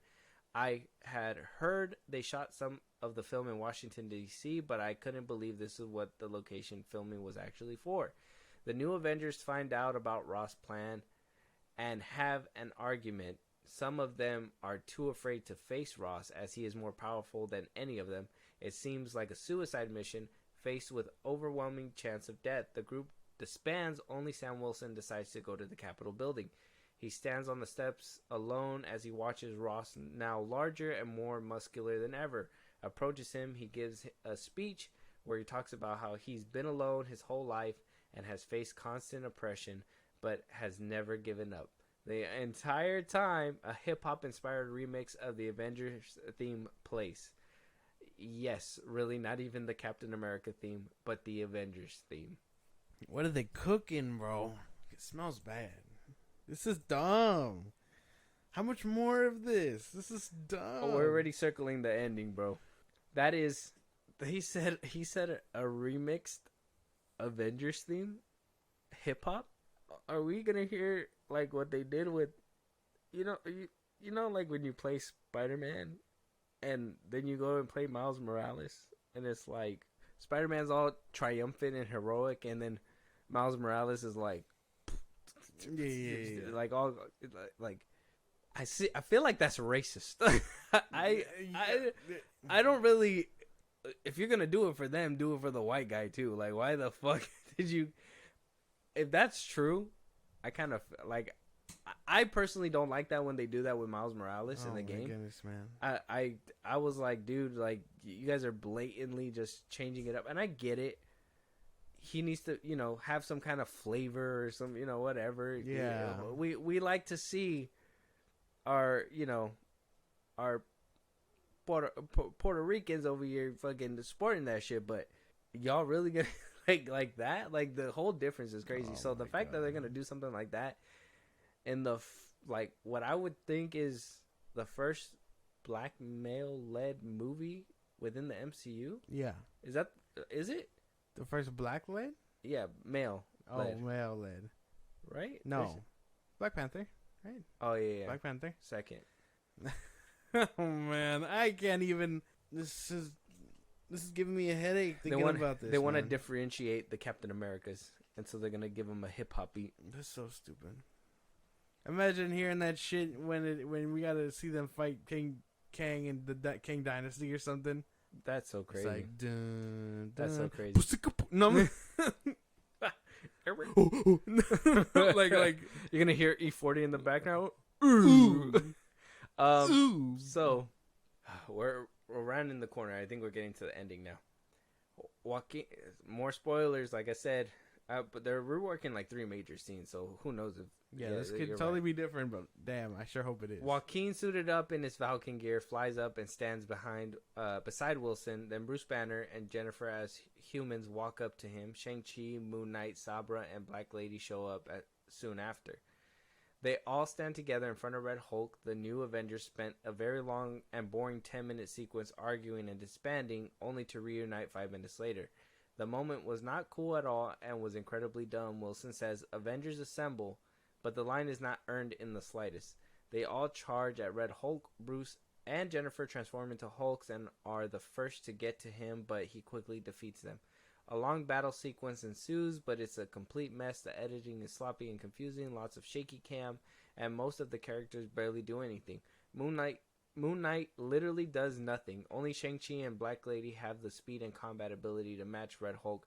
Shang-Chi puts up a good fight, but eventually is overpowered. Sombra distracts Red Hulk, and Bruce stabs him with a device he created. It siphons all the super serum out of his body, turning him back into just Ross, who is now shriveled up and decrepit. The battle tries to match the epicness of the airport battle in Civil War, but is completely awful. The only characters who do anything are the minority characters, and Sam Wilson is useless in his own movie. They take the whole serum out of him? They just decide, hey, yo, the most suckiest suck machine I've ever seen in my life. What the fuck, man? Left him shriveled up and cryptid. That is scary, actually. They murdered him. The Avengers are doing that? They murdered him at that point. He's an old man. Harrison Ford can't survive that. They could have left him to actually like join the Thunderbolts. Like imagine he does time or whatever for whatever he's doing. That chick comes in and is like, "Hey, Thunderbolt Ross, boy, do I have a movie for you. You can lead the team or whatever." They could use a Hulk because they got to fight Sentry at some point. Join the Thunderbolts cast. Boom. Captain America. Or Captain Russian, whatever the fuck his name was. Bucky. Yelena. The actual Thunderbolt Ross. The way to get out of this is for Thunderbolt Ross to whoop every one of these. This is what I mean. Like, if they would have taken them and been like, well, this is the new Avengers, every single one of them gets their ass whooped. Moon Knight, I'm assuming he's going to be the fucking comedic relief. I'm pretty sure he's going to be the dude that jokes around and is scared and shit like that or whatever. And watch the rest of them get their ass whooped. Let Moon Knight be the fucking person to be like, I've seen the shit that can be done or whatever. Fucking Red Hulk fucking evades everybody because lo and behold, right before he's about to destroy everybody, fucking Captain Marvel comes in and starts whooping the shit out of him. But, you know, how is he gonna stop her from wheeling him back into Thunderbolt Ross? Who knows? But he could easily, you know, maneuver, figure out a different way, have some kind of patsy to stop her, and then like jump out of there and then go into hiding.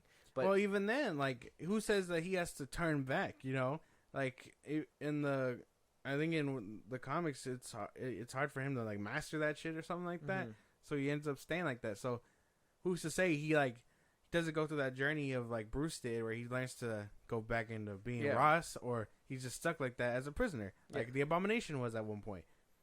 I really feel like they are not cooking, and we are cooking up something so much better than what this is delivering. Well, because we're fans who want to see this fucking thrive, and these fools are just throwing shit in there and like, yeah, they really want to see this. Like there is ways to go about this, but there's more. There's more. So it's revealed the whole thing was planned, orchestrated by the mysterious scientist. It turns out that he is the leader, Tim Blake Nelson. Unlike in the comics, the leader does not have green skin or a huge bulging forehead yet. He's sickly and dying. He's really nothing at all like the comic version. He double-crossed Ross and had a mind-altering substance put into the super soldier serum he ingested, which forced Ross to do his bidding. His plan culminates on the steps of the Capitol building. He always knew Ross would be defeated, so he had a sniper set up to assassinate Ross once his reputation was destroyed. That's insane. Wilson leaps in front of Ross and saves him from the sniper bullet with his shield. This is supposed to be a big heroic moment where Wilson decides to put his hatred of the president behind him and save him, proving himself as a new heroic Captain America. But like, it's so dumb. You're the hero. You're supposed to save the president. Even if you hate him, nothing about this is heroic. You didn't put the hatred behind you. You did what any decent person would do. The new Avengers tracks down the lead. I'm just saying, I'm not taking a bullet for the president. Sorry. I'm un-American, but if there was a slight moment where he's standing there about to get shot, and I as an American, am supposed to take that bullet from the president? That's funny. No. That's not happening. No. That's funny, actually. Like, fuck. Oh my god. Imagine that shit. Steve or Sam is just like, oh no, you're a bad guy, but I'm gonna save you. And he saves him. After they dehydrated him. Yeah, after he's already a raisin. Like, he's dead already. Yeah, what else can he do? Thanks, Sam, I was wrong about you. All shriveled up. Damn. Like, no. This is dumb. Also, the thinker or whatever the fuck is the brain dude, we saw him get infected in 08. Mm-hmm. It's this guy. It's that guy. Yeah. Mr. Blue, whatever the fuck his name was. Yeah. The one that was helping Bruce and turned the Abomination to the Abomination. Yeah. He should have that fat ass forehead. We've seen it happen. Or he was getting it. Well, we've seen it.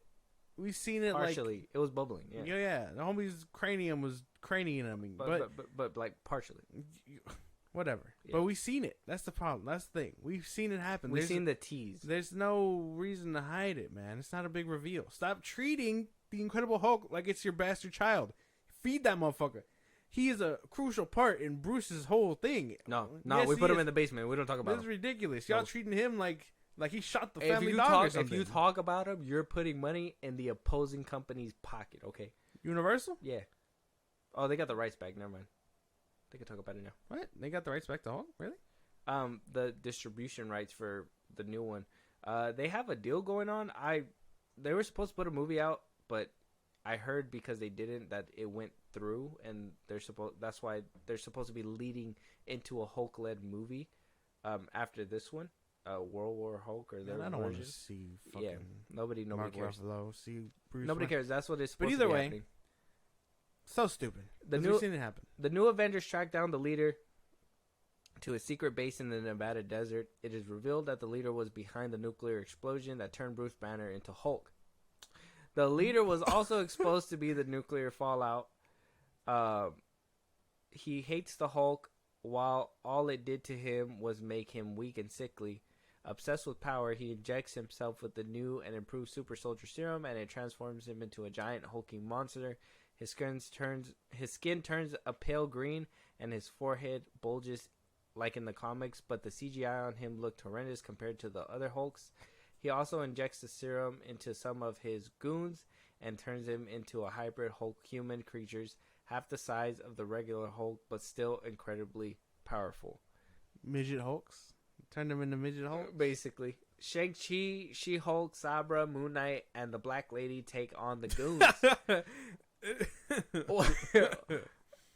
He says the Black Lady. Yeah, I know. That's why I like... While Hulk, Sam Wilson, and Joaquin take on the leader, the goons and the leader are eventually killed when the base detonates. With them all inside, the heroes escape through an underground tunnel. In the end, Ross is arrested for trying to cause an insurrection and is sent to prison, where he meets Rollins again. The lady who plays Elaine in Seinfeld shows up, reprising her role from Falcon and the Winter Soldier. She is working for the CIA and hire Sabra to be a spy to collect data on all the new Avengers. The black guy wins the election, and this how makes the country happy again. He gives the Medal of Honor to Sam Wilson, Joaquin, Bruce, Jennifer, and the Black Lady. Shang-Chi and Moon Knight disappear before the ceremony. Can't give too many medals to men, I guess. The new Avengers decide to go on a search for the missing Avengers like Thor, Captain Marvel, Ant-Man, Ethic, the end. That's basically it. And then he gives his thoughts. He says everything's forced, CGI is bad. Obviously we know that. It's obviously a test screen. They're not completely done. Editing so and stuff could be stupid. fixed, whatever. But the story as a whole just sounds like hot horse shit, and I don't want it. Yeah, no, it sounds like garbage. What the fuck, dude? Oh, man. Thank God they are reshooting the fuck out of this, because holy shit, man. That is... I have no words. It sounds like ass. It's beyond ass. Yeah. It's fucking nalgas. How could you fumble the bag so hard? Bro, they've been fumbling the bag. Anybody who said Marvel's back, it's not back. You're fools. You're fools. You do. Not, Loki is good. It's a fluke. Yeah, but I can admit that. This sounds like hard ass. I'm here to double down. like I'm like, this makes me angry because Red Hulk is so like, Red Hulk is cool. You ain't gotta do bro you don't have to fuck with him. He's cool. Do what he does. Make him fight the Hulk. Like, that is, you got a movie right there. You don't have to make him the president. The conflict, sure, is nice, but him already being president is stupid. The Thinker, or whatever the fuck his name was, so stupid. We've seen it happen in 2008. Like, it makes no sense. I don't understand, man. He was behind Bruce Banner's nuclear explosion? Huh? Like, that doesn't make sense. Bruce Banner did it to himself. They established that in 2012 Avengers. They said, hey, he thought that the secret to cracking your serum was gamma radiation. So what did he do? He went and fucked around and found out. Turned into a 12-foot hulking monster, bro. That is dumb. They are fucking with it. They are fucking. This is dumb. I'm not excited for this. They better change it up quite quickly. The whole can't give that many medals to Ben line is wild, bro. The fact that he said that. I just like that he wasn't paying attention. He just kept calling the black lady a black lady, like if she wasn't supposed to be there. Well, I mean, if it's a character that you haven't even heard about, and you're just like, why is she in this movie? Also, the dude, he said he gave his wings up to a buddy of his that he used to serve with.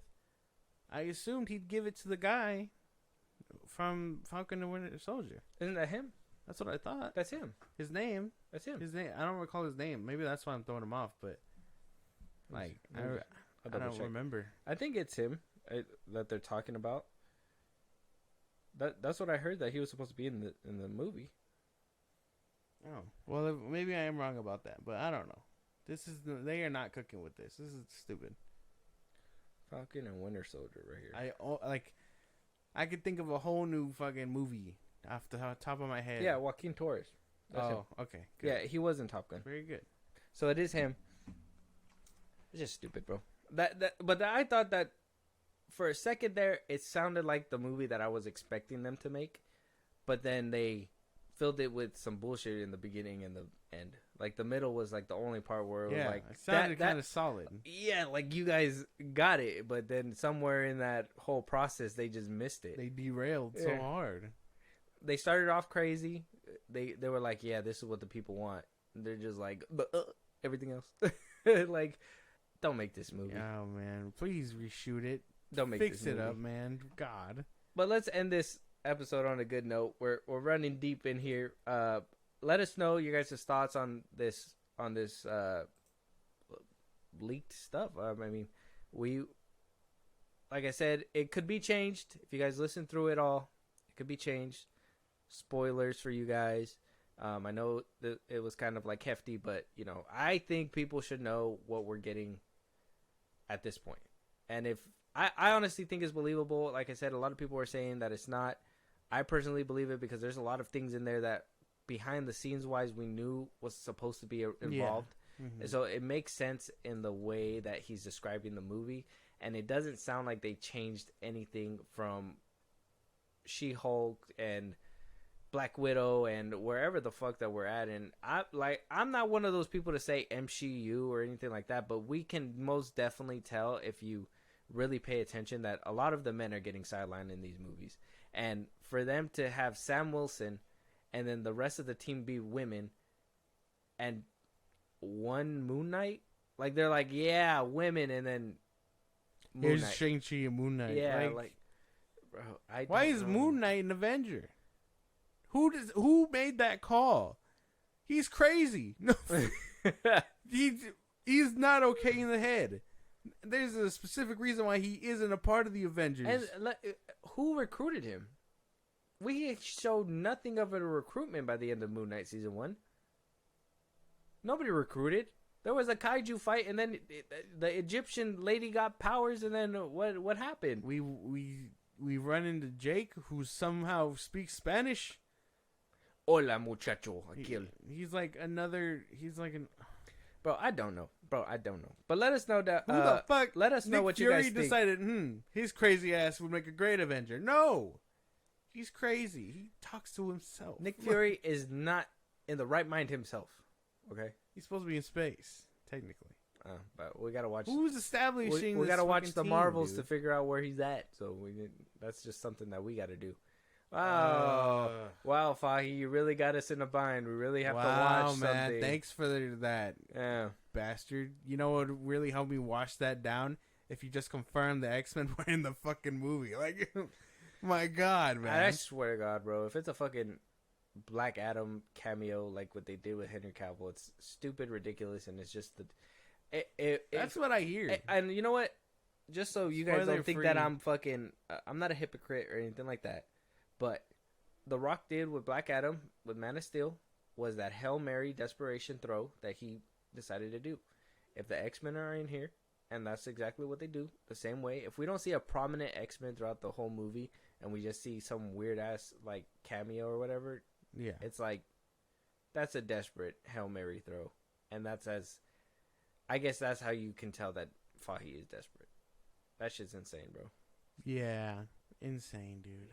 This makes no sense. But anyway, what are we doing here? What is this? Oh, we're going to go ahead and watch the new trailer for Ghostbusters. Oh, The Frozen shit. Empire. Okay. Paul Rudd's coming back. We're having the kid from Stranger Things back, and the mom's coming back. The whole gang is back. We finally got a trailer. We knew that this movie was done. It did beat the SAG AFTRA strike and all that. It beat it again because they'll be able to have cast promote. We got a trailer, and then right after that, we have the new Netflix Avatar: The Last Airbender trailer. Oh, shit. So we have 2 good trailers. There we go. Ending on a good note. Yeah, Wash down that hard fucking pill. Let's go ahead and jump into this. We're going to start with Ghostbusters. Ghostbusters.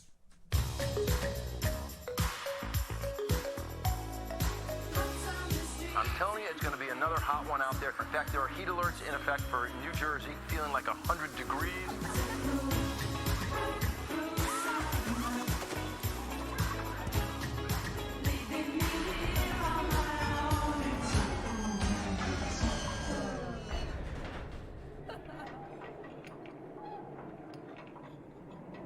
What is that?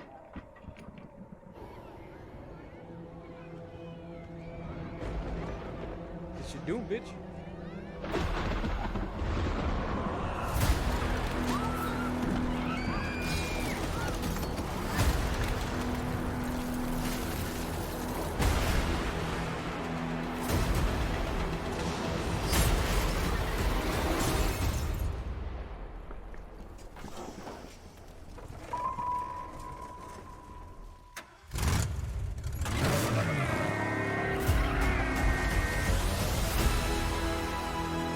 For the first time in New York history, people froze to death.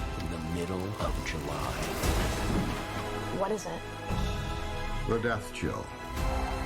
The power to kill by fear itself. Your veins turn to rivers of ice. Your bones crack. And the last thing you see is your own tear ducts freezing up. Like, literally scared to death? So cool.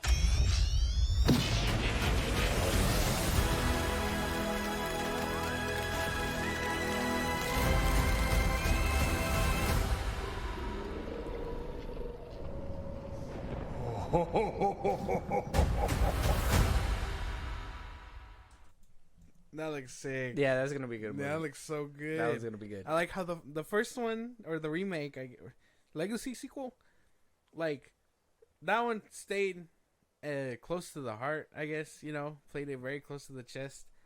Brought in things that we loved, we knew, and things like that to re-invite the fan base back. But now it seems like they're trying to keep everyone around, because we did see Bill Murray and whatnot. But it's like they're trying to advance it in a good way.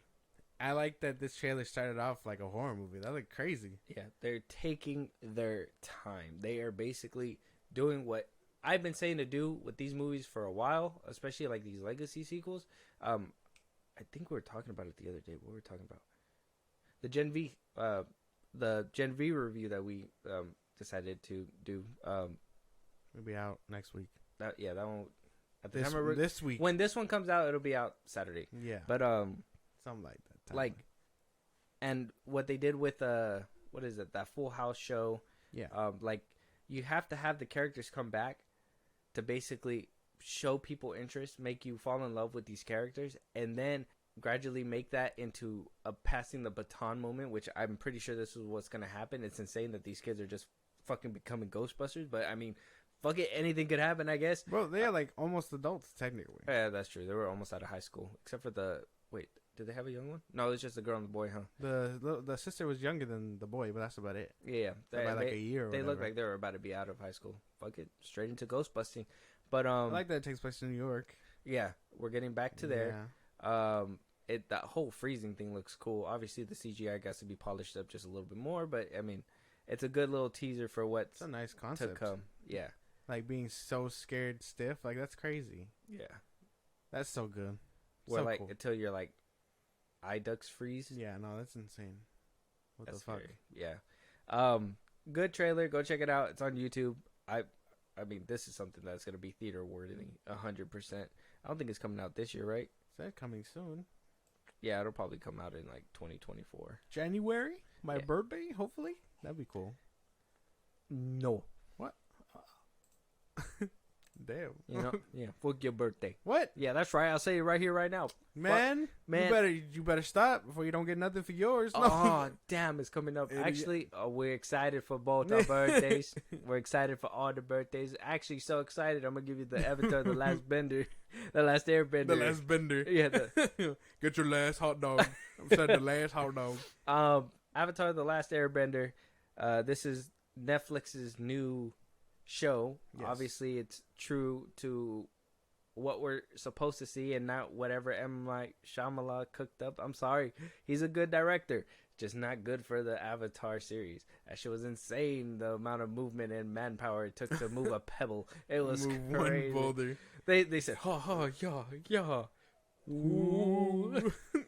So stupid, dude. So hopefully we see some good bending in this one. Earth bending for sure. We need to see some positive. I think he got everything else right with the water and the air. The air was kind of okay. All that whooshing around was kind of awkward, I'm sure, on set. Yeah. What Maybe. Are you excited about this? Were you a fan of the M. Night Shyamalan one? No. Oh. What the fuck? No. I don't know anyone who's a fan of that one. No. Maybe for no. nostalgia, for it being the first one to try. No, No? I don't think so. Not even A for trying.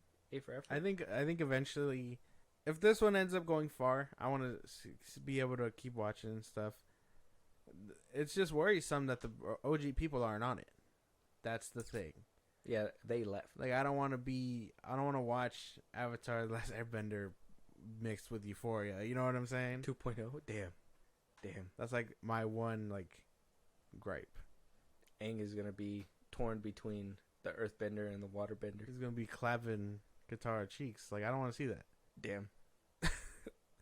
He's gonna find his center chi and unleash all the ancestry. But let's go ahead and jump into this. I'm more excited for the CGI. I need to see what that's gonna look like. I need to see what Appa's gonna look like. Hopefully they give us a little tease about what the bending's gonna look like. At least water I would or hope something. so. Yeah, it's a little tease, something. I hear the shining highlight is the actress playing Azula, so I'm excited for that. Yeah. Whoever got Azula is just like has the easiest job ever. You just gotta act like a psychotic bitch. That shit is just super easy for all girls in my opinion. No, I'm playing. I'm playing. Anyway, I'm play playing. the trailer. Yeah. Don't think too hard about it. Time. Time is a funny thing. The past. The future.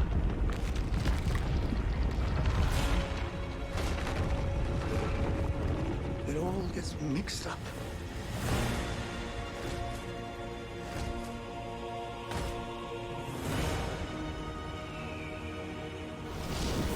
There's only one way to keep it straight.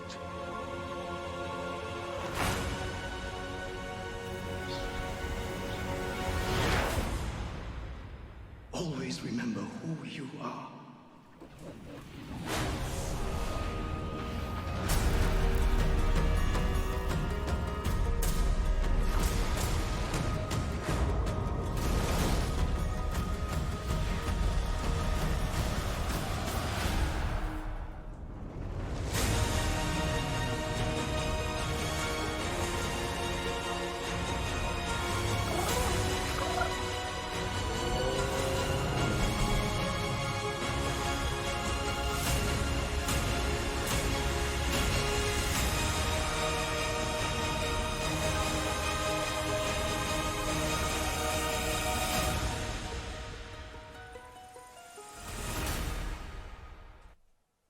February 22nd.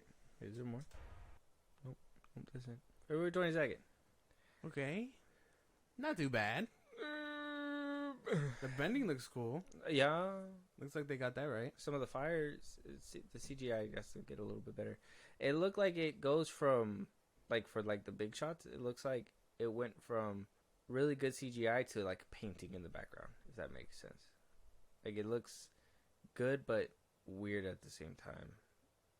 I mean, obviously, budget and, you know, CGIing, whatever. I saw Fire Lord Ozai. Yeah, I saw Zuko. Iroh. Iroh was there. Does it concern you that Sokka and Katara are white? No, well, they're Asian, no? They're supposed to be Asian. Well, yeah, but in the cartoon, they're, like, darker. Nah, like, as long as they're true to, like, what they're supposed to be, I guess, race-wise, I'm good with that. But, like, there's different colors. Everything. They could be a little bit I saw lighter. Suki. Yeah, that one was like, but that was about it. I don't know. It kind of reminds me of that One Piece trailer we watched, and Yeah. I didn't really like the way that trailer looked either. It wasn't necessarily like the anime. It was just the show looked kind of ugly. Like, it doesn't look like it's a style. Yeah, there you go. The style looks It ugly. has nothing really to do with the show. It's just how they style their trailers. Yeah. But I showed you a bit of the One Piece, and you said you ended up kind of like enjoying the visuals there. Well, the CGI and stuff. I'm not saying the CGI was bad. I honestly think they're doing like what they could. Yeah, well, yeah, but that's why. Like, judging by off what you've seen from the One Piece, like, can you get behind this? This one, yes, but I'm skeptical. I think if it doesn't wow me in the first like episode or two, it's gonna take me a while to get through it. Yeah, but how? Because I mean, Story-wise. you've seen all this. Story-wise. Yeah, but you've seen all this. Yeah, well, I mean, I thought I seen all this in M. Night Shyamalan's too, but turns out I didn't. So I mean, they look like they're fleshing it out a little bit deeper. We seen him at the Airbender Temple and all that stuff. So That looked cool though. Yeah, the way the temple looked. Yeah, that's what I'm saying. There's some scenes in it that make me be like, "Fuck yeah, triggering my need to want to watch this. But then there's a couple like other shots that are like, does that even look good? Like limited soldiers? You know, there's like if you notice, there's but they're on a boat, man. They've always had like a little bit of soldiers on each boat. No, there were some scenes where like you seen like there was a whole battle or whatever, and they look kind of CGI. But then when we got that close up shot where like he was in line or whatever, it was only like a few soldiers standing around. It's like it seemed so unpopulated too. And maybe that goes to the SAG AFTRA pay your people kind of thing, because maybe you should have more backgrounds. But like I think that it just seemed like it tried to feel epic in scope, but it felt small. It didn't feel like the other trailer where it felt epic because of, you know, obviously what the stakes that were happening and all that stuff. And, you know, maybe it is the excitement that we don't know what's going to happen. But this one is like, we know what's going to happen. So you really need to wow us with like the visuals and what we're watching. Especially in a trailer, in your first trailer. Like we should be that. Honestly, the bending looked cool. They should have probably put that a little bit more front and center and had a little conversation here and there between the actors. I think that was one thing too. We didn't even get a taste of their chemistry either. It seemed like it was him mostly being talked to through like the Avatar ghosts or whatever. Yeah, that's what it sounded like. Yeah, so I guess it's gonna be that one firebender. They should have at least had a moment with the three of them being like teaming or something, you know, and like showed us some kind of their chemistry too, and that's something that I'm kind of worried about because they don't look like they would ever get along ever. So I don't know. I have some true gripes about it. I still want to watch it, obviously, because I like The Last Airbender. I don't have an issue with the old show. I enjoy that. I even like Korra, for those that don't like Korra.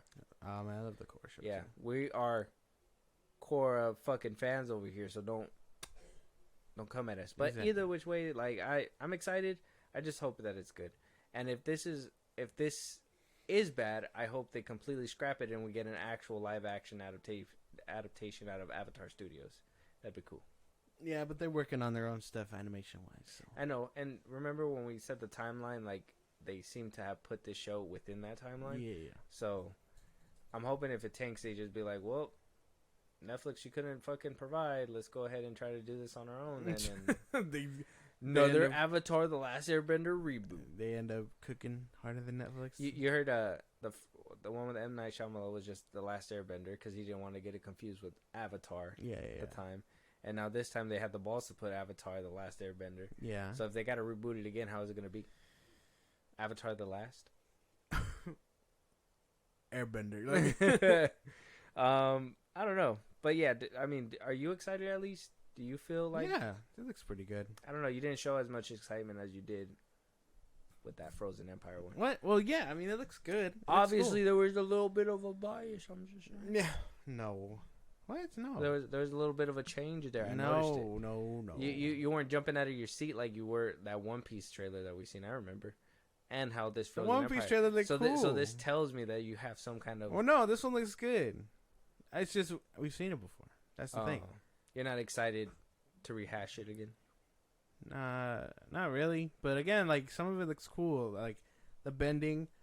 I'm in it for the actors. The dude that plays Iroh is a really good actor. Fire Lord Ozai. I can't wait to see what Toph looks like. If this show keeps going to book 2? That's when we get it, right? Earth? Yeah. Because they only went up to 3 books. Yeah. And then funny enough, they were supposed to go do 4 books, but because it was so popular, they cut it short to make that live action adaptation. Hate when that happens. No, but yeah, no, it looks cool. And then eventually, hopefully, that 4th season can be a thing, and they'll hash out whatever happens in the comics. But it looks pretty good. Can't knock it. Can't wait to see what's in store for it, for sure. Interesting. I want to see Azula with her blue fire. That shit would be fucking sick when we get there. Yeah. Yep. I need another trailer. We'll wait for another trailer. This one, I think hype level wise, I'd say I'm at like from 1 to 10, or maybe from 1 to 5. We'll do 1 to 5. Maybe like at a 1.5. Like I piqued interest a little bit, just a little bit, just kind of like I want to see what you're about to do. But if the next trailer, this one was only like a teaser, I kind of feel. because it was less than 2 minutes. We'll probably get an actual 2-minute one where it shows off a little bit more. I think I'd give it like a 2.5. 2.5. You're a little bit more intrigued than I am. Yeah. Nope. We'll have to wait and see. I gotta wait for another one. I can't even like move my scale. But yeah, with that being said, let us know what you guys think. Go check out the trailer. It is on YouTube right now. Let us know what you guys think. We want to know, do you guys fucking with this trailer? Are you on my side about it? Are you just not enthusiastic to rehash this story just yet? Want to know about that Marvel thing too. Josh, let them know where they can talk to us, give us a movie if they want us to review it, if they want us to talk about a topic that we haven't spoken about here. If they want to catch a live one of these days. Sorry we didn't put one out last week at the time that you're listening to this. Just got busy. We had things to do. But go ahead, Josh. Twitter, TikTok, Instagram at FilmBros Podcast. We post new episodes are up. You get us up there for any news or movies you want us to cover. Buzzsprout, link is in the bios of the social I just gave you. Support us there. It's kind of like a Patreon. Subscribers get special perks. Shout outs on episodes to recognize you for helping us out. Listen to us anywhere you get your podcast at FilmBros Podcast, Spotify, YouTube Music. We're on a bunch of sites. Check us out. Be a part of the conversation on Twitch at FilmBros Podcast every Saturday and throughout the week. Again, sorry we didn't put one out last Saturday, but it's every Saturday. We try. And then subscribe to our YouTube at FilmBros Podcast. Yeah. And we kind of made up for it. This is a long one. You guys got a girthy one today. But with that being said, thank you, SAG. Yeah. And if you guys listen for this long, make sure that wherever you guys are listening to, whether it's Spotify, Apple Podcasts, Google Podcasts, YouTube Music, anywhere that you guys are listening to, make sure that you guys rate us. It helps with the algorithm. Leave us a comment if you guys want at the very bottom. And we'll talk to you guys on the next one. Talk to you guys later.